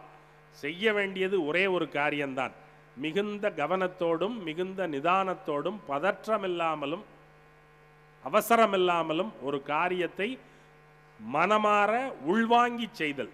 இந்த ஜென் டீ மாஸ்டர் டீ போட்டதை போல நம்முடைய பாடத்திலேயும் மற்ற காரியங்களிலேயும் கவனம் வைத்து ஒன்றை செய்தால் அந்த காரியம் வெற்றியை தவிர வேறு எதையுமே தர முடியாது என்று சொல்லி, அத்தகைய பெரும் வெற்றிகளை நீங்கள் இந்த பள்ளியினுடைய மாணவர்கள் அனைவரும் பெற வேண்டும் என்றும், அதை நோக்கி இந்த பள்ளியினுடைய ஆசிரியர்களும் இதனுடைய நிர்வாகக் குழுவும் உங்களை நடத்த வேண்டும் என்று வேண்டிக் கொண்டு விடைபெறுகிறேன். நன்றி, வணக்கம். ஆகச் சிறந்த உரைக்கு 1000 நன்றிகள் ஐயா.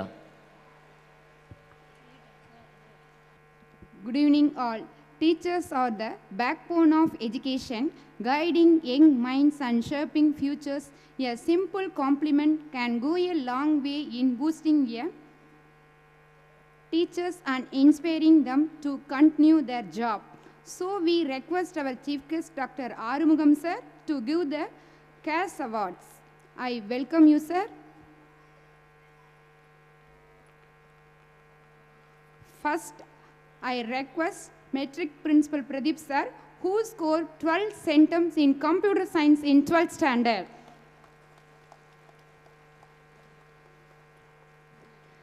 Sir is also a principal and also a computer sir. Continuously is producing cent% and centum results in the higher secondary public school.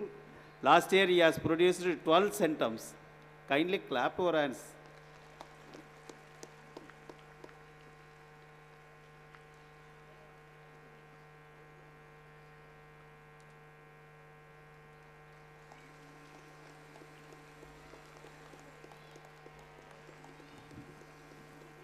Next, Mr. N. Ramesh Kumar sir, who scored 1 centum in physics in 11th standard.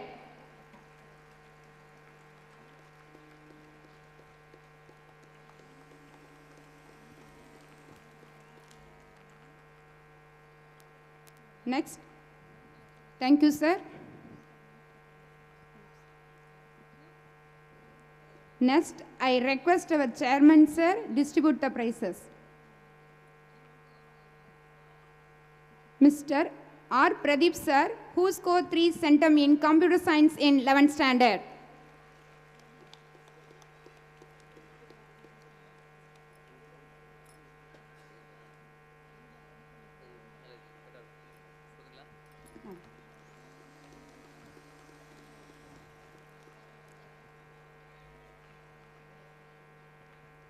Miss M.A. Gauri, 3 centum, Maths in 10th standard.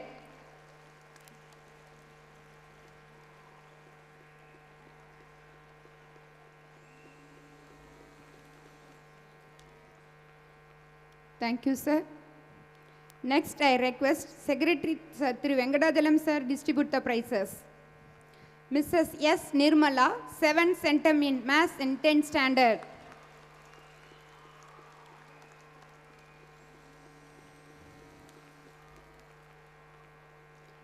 Mrs. P. Jamuna Rani, 1 centum in Social Science in 10th standard.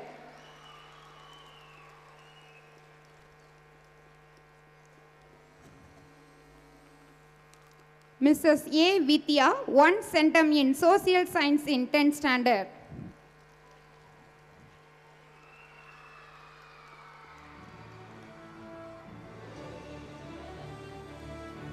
Thank you, sir. Next, our CBSE Mohanapriya ma'am going to read out the prizes for CBSE students. Now let's move to the rank holders award. I would like to call Mr. Kannan sir to distribute the prizes.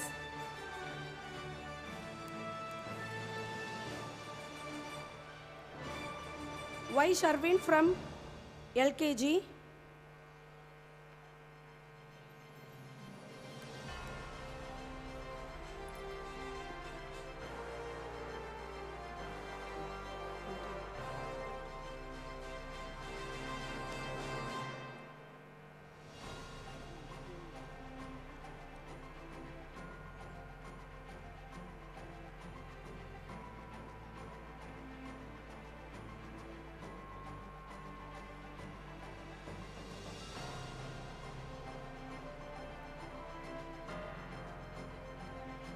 P.S. Lika Umayal from UKG.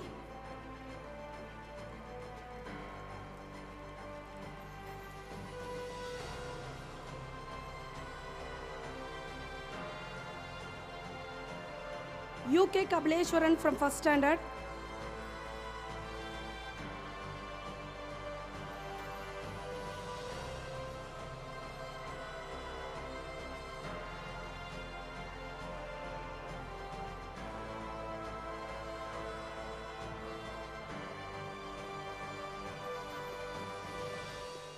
M. Kritik Charan from 2nd standard.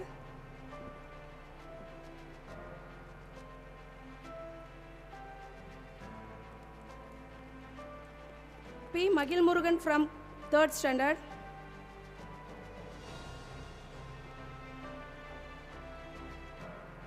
Next, may I request Mr. Krishna sir to give away the prizes.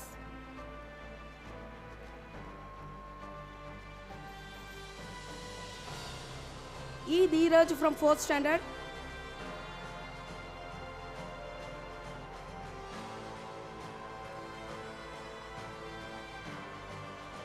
D. S. Srisha from grade 5.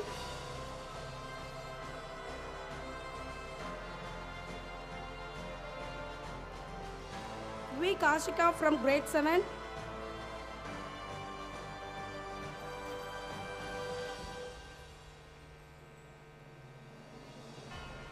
P.R. Anushri from grade 8.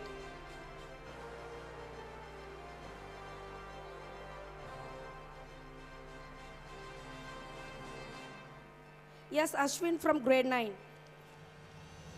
Thank you, sir.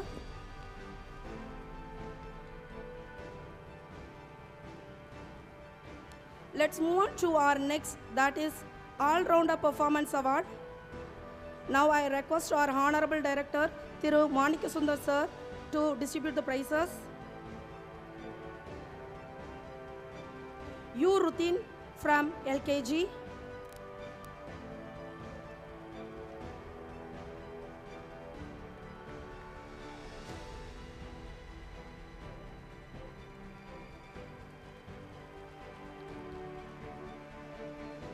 M. Charan from UKG.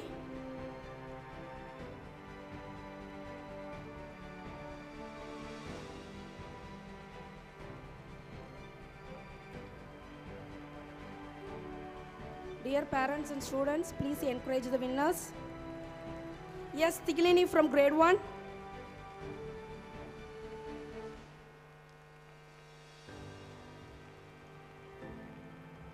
K.S. Yalmali from grade 2.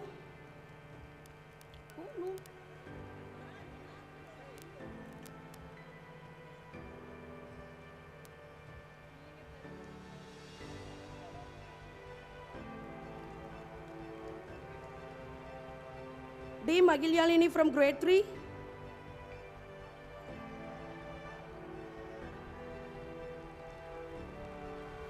Yes, Josvita from grade 4.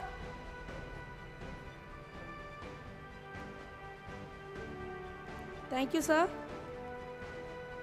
Next, I would like to call Mrs. Alamelu Mangai Chengutuvan ma'am to give away the prizes. R.S. Anushri from grade 5.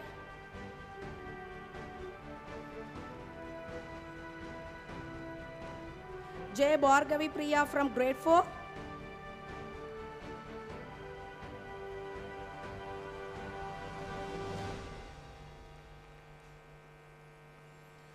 S.A. Tanish from grade 7.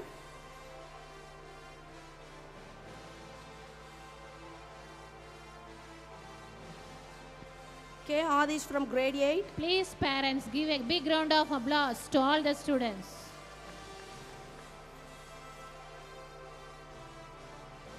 M. Visual Sachin from grade 9.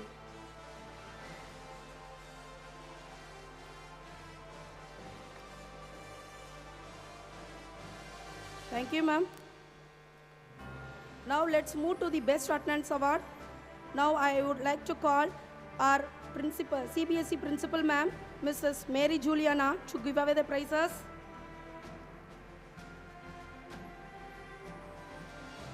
V. Samyukta from grade 8. V. Samyukta from grade 3.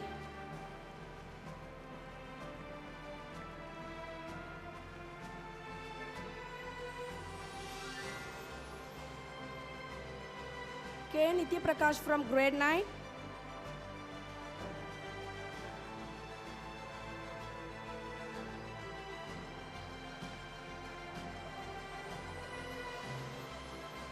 M. Visual Sachin from grade 9. Now I request Kaveri House teachers and students on stage to get the overall championship prizes.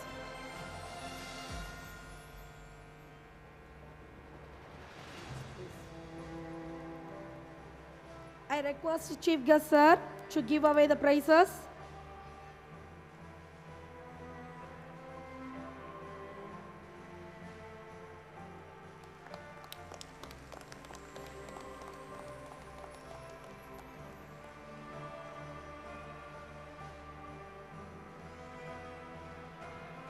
Thank you, ma'am. Next, I call our Ronnie Miss to announce the prizes for rank holders. Metric. Rank holders for 10, 11 and 12th standard for 2023 and 24.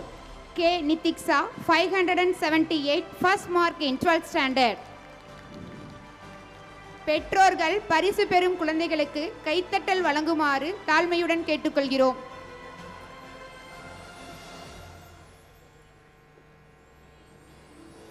I request our Director Murugan sir distribute the prizes. K. Nitiksa, 578, first mark in 12th standard.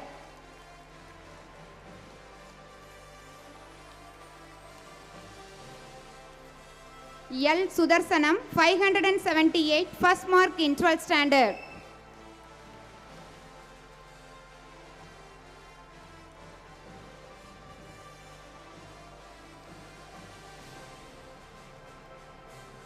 D. S. Kritmalni, 576, second mark in 12th standard.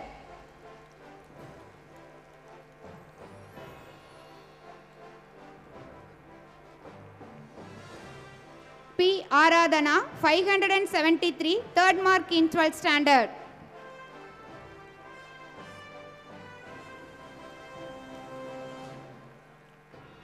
S. A. Dharanya, 578, first mark in 11th standard.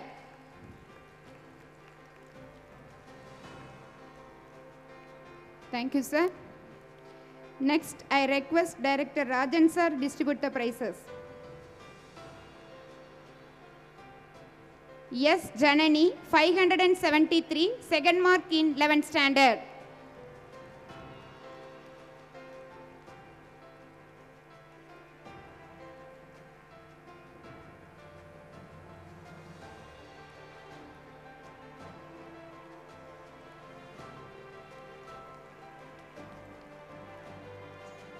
Yes, Praveena, 572, third mark in 11th standard.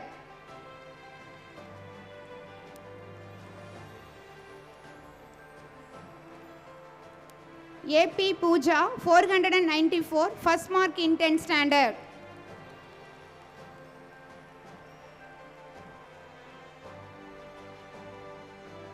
SP Abhinaya, 494, first mark in 10th standard.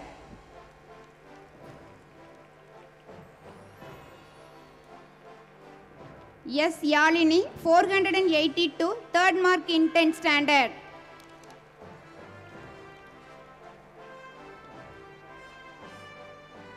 Thank you, sir. Next, rank holders for 2024 and 25. Next, I request Nallamuthu Ravi sir distribute the prizes. K. Jaswantika, first C, first rank.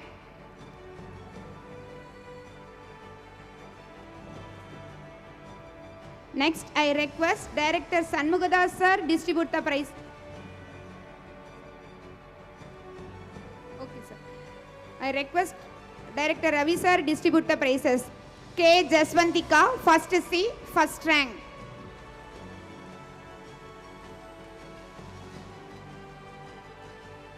Yes, Raksita, second A, first rank.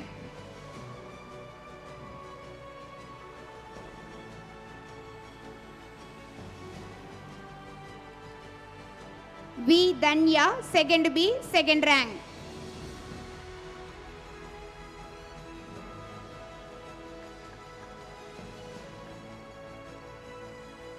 Yes, Prihat, third A, first rank.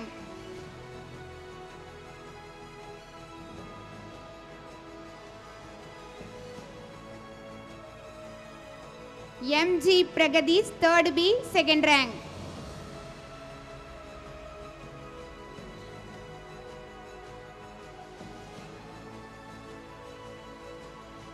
Thank you, sir. Next, I request Director Sanmugadas sir distribute the prizes. Yes, Desikan, fourth A, first rank.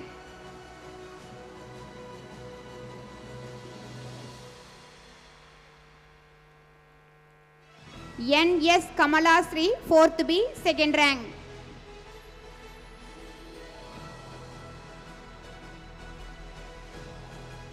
G.S. Kavyasri, fifth A, first rank. S. Kishore, fifth B, second rank.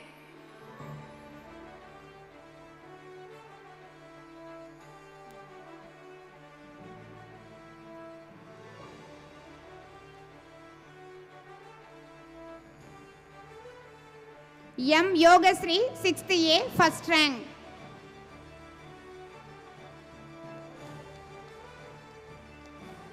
பெற்றோர்கள் பரிசு பெறும் குழந்தைகளுக்கு தங்கள் கைத்தட்டல்களை வழங்குமாறு தாழ்மையுடன் கேட்டுக்கொள்கிறோம். Thank you, sir.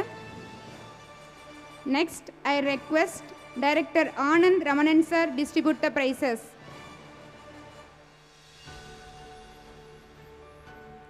Yes, Harida, 7th B, first rank. G.V. Chris Vasigaran, 7th A, second rank.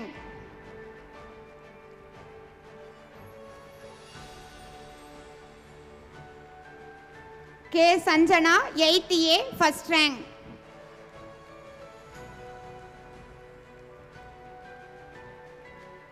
K. Adis, 8th A, second rank.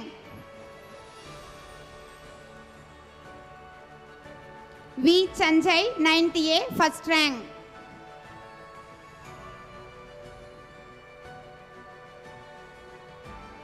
S. Vedavarshini, 9th B, 2nd rank.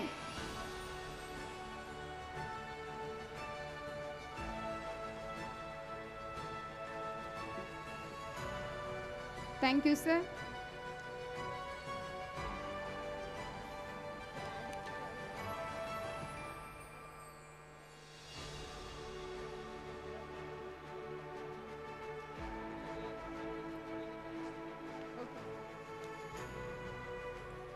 Next, I request Director Nagarajan sir distribute the prizes. N.A. Darshini, 10th A, 1st rank.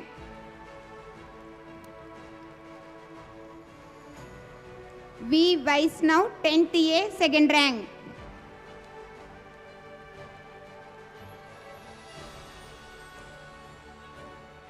S.P. Abhinaya, 11th A, 1st rank. A.P. Pooja, 11th A, 2nd rank.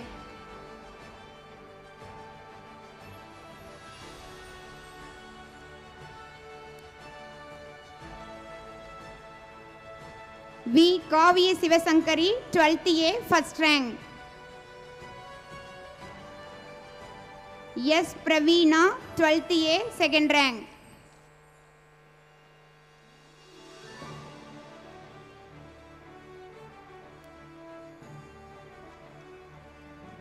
Thank you, sir.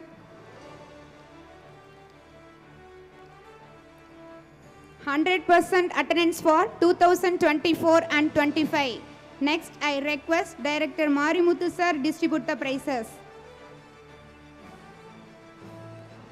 M. Devaguru, 3rd B.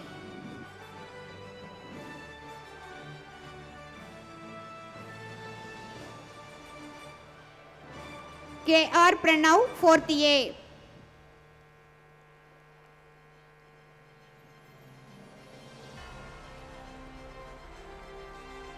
N. Dusyan, 4th C.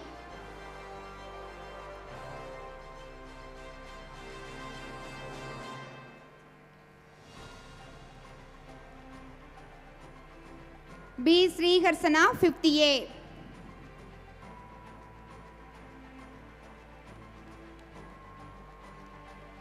P. Kirti, 5th A.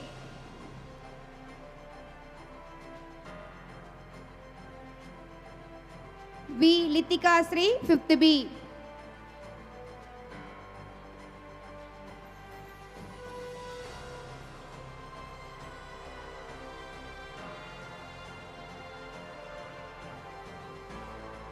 S. Tansiga, 6th B.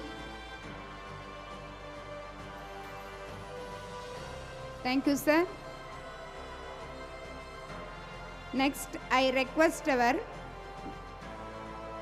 Director Raghu sir distribute the prizes.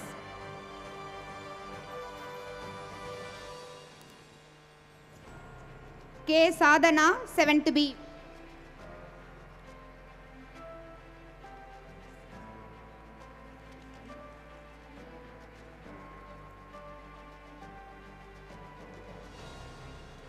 Y. Charumitra, 8th A.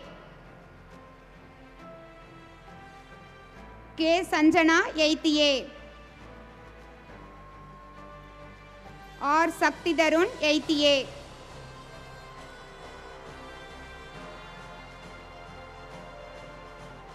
S. N. Sugan, 9th A. M. A. Hansiga, 9th A.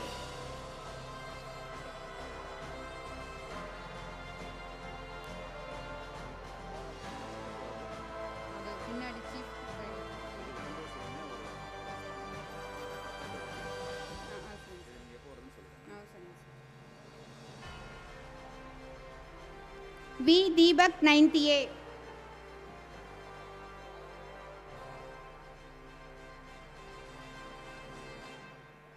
N. S. Gauri Sankar, 9th B.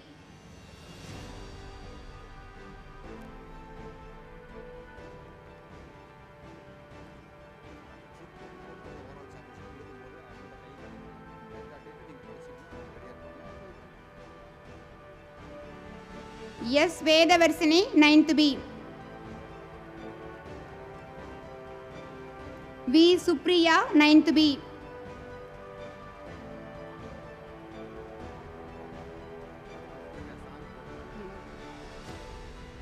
Thank you, sir. Next, I request AO sir distribute the prizes.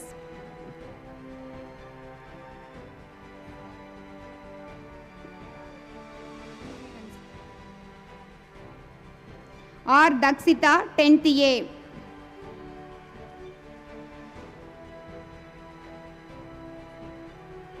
N.A. Darshini, 10th A.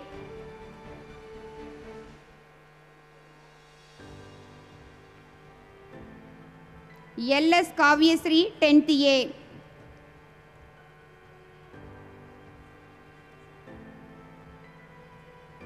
R. Rogini, 10th A.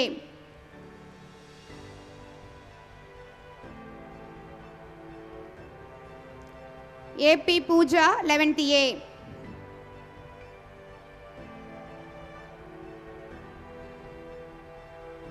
V. Nandabalan, 11th A.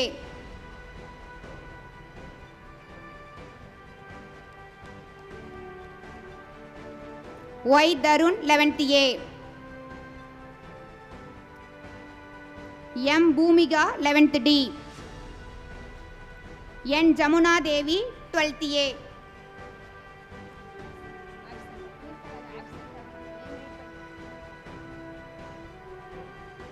V. Kavya Sivasankari, 12th A.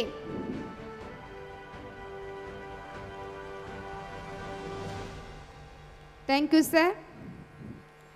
Next, request our principal, metric principal sir, distribute the prizes.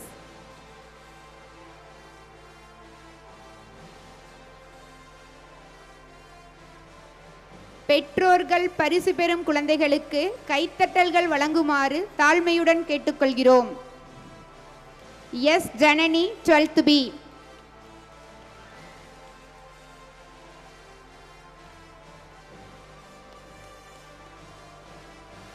JJ Kavya, 12th B.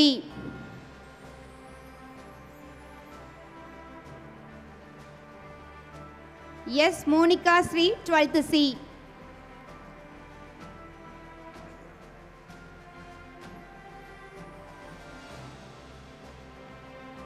S Dakshina, 12th D.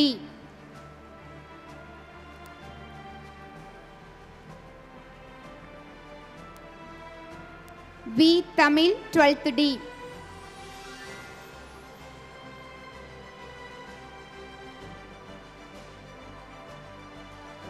Thank you, sir. Next, our request our Chief Guest Ms. Dr. Arumugam sir distribute the individual championship for 2024 and 25.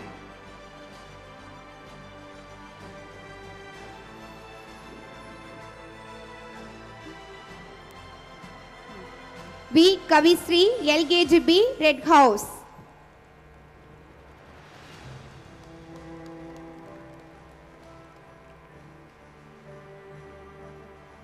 K. Ritin, first A, Red House.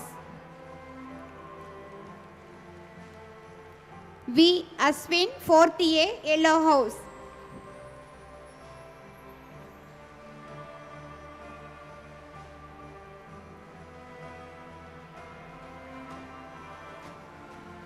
S. Satish, 5th C, Yellow House.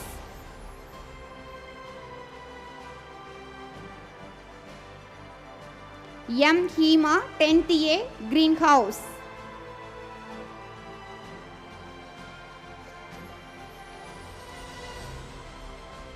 V. Nandabalan, 11th A, Red House.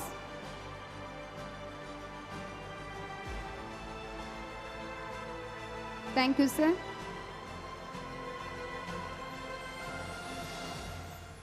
Zonal level tournament 2024 and 25. I request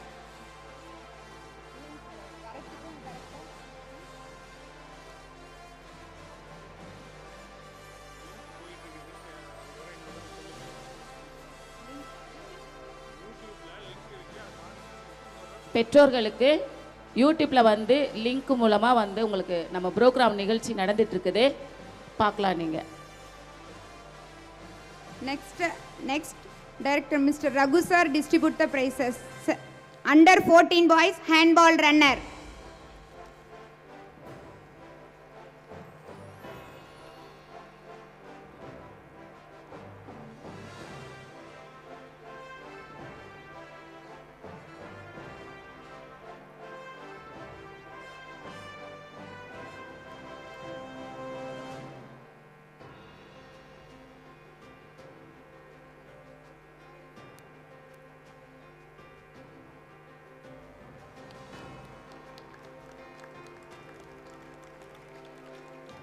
Under 14 boys ball badminton runner.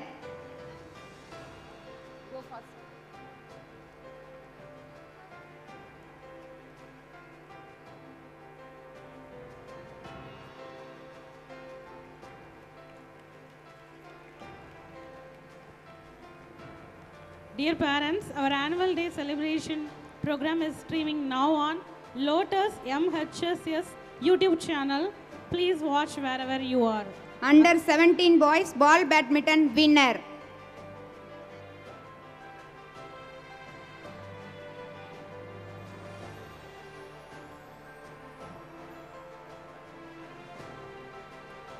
Again, the YouTube channel name is Lotus MHSS YouTube channel.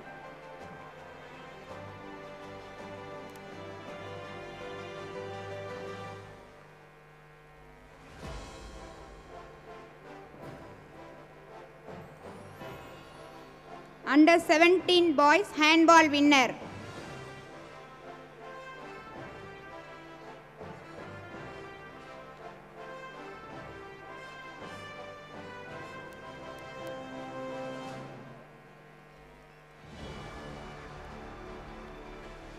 Thank you, sir. Next, I request our director Nallamuthu Ravi sir distribute the prizes.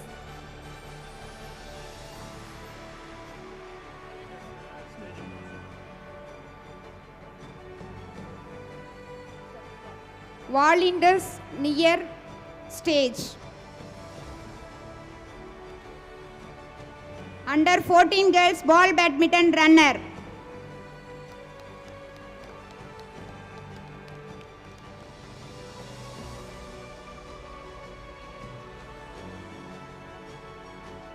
Under 17 girls handball winner.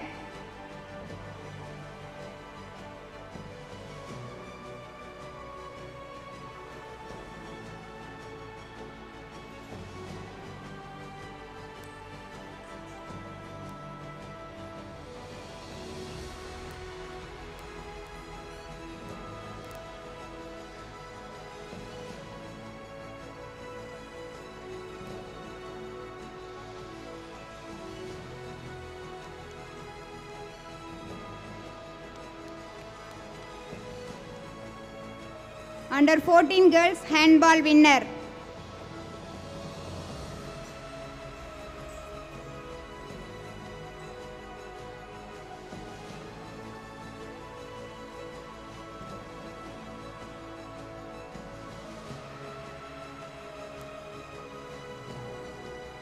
Under 14 girls handball winner.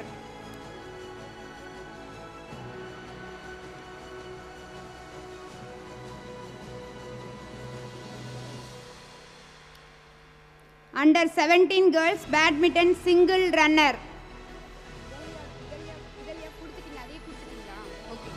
Under 17 girls ball badminton winner. Thank you, sir.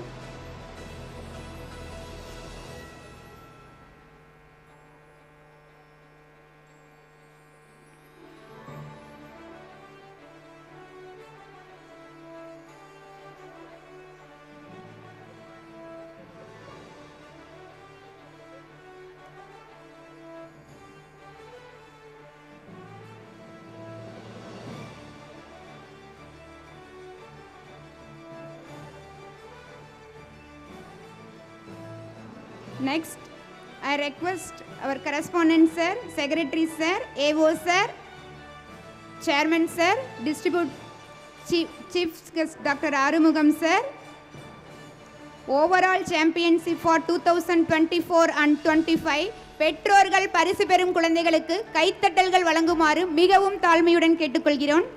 Yellow house runner.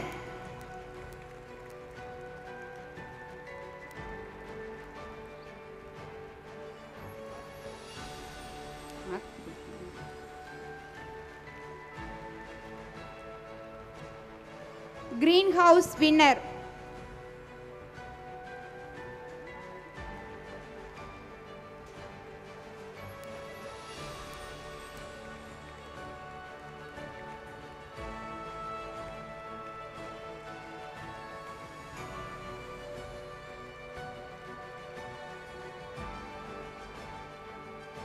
Thank you, sir.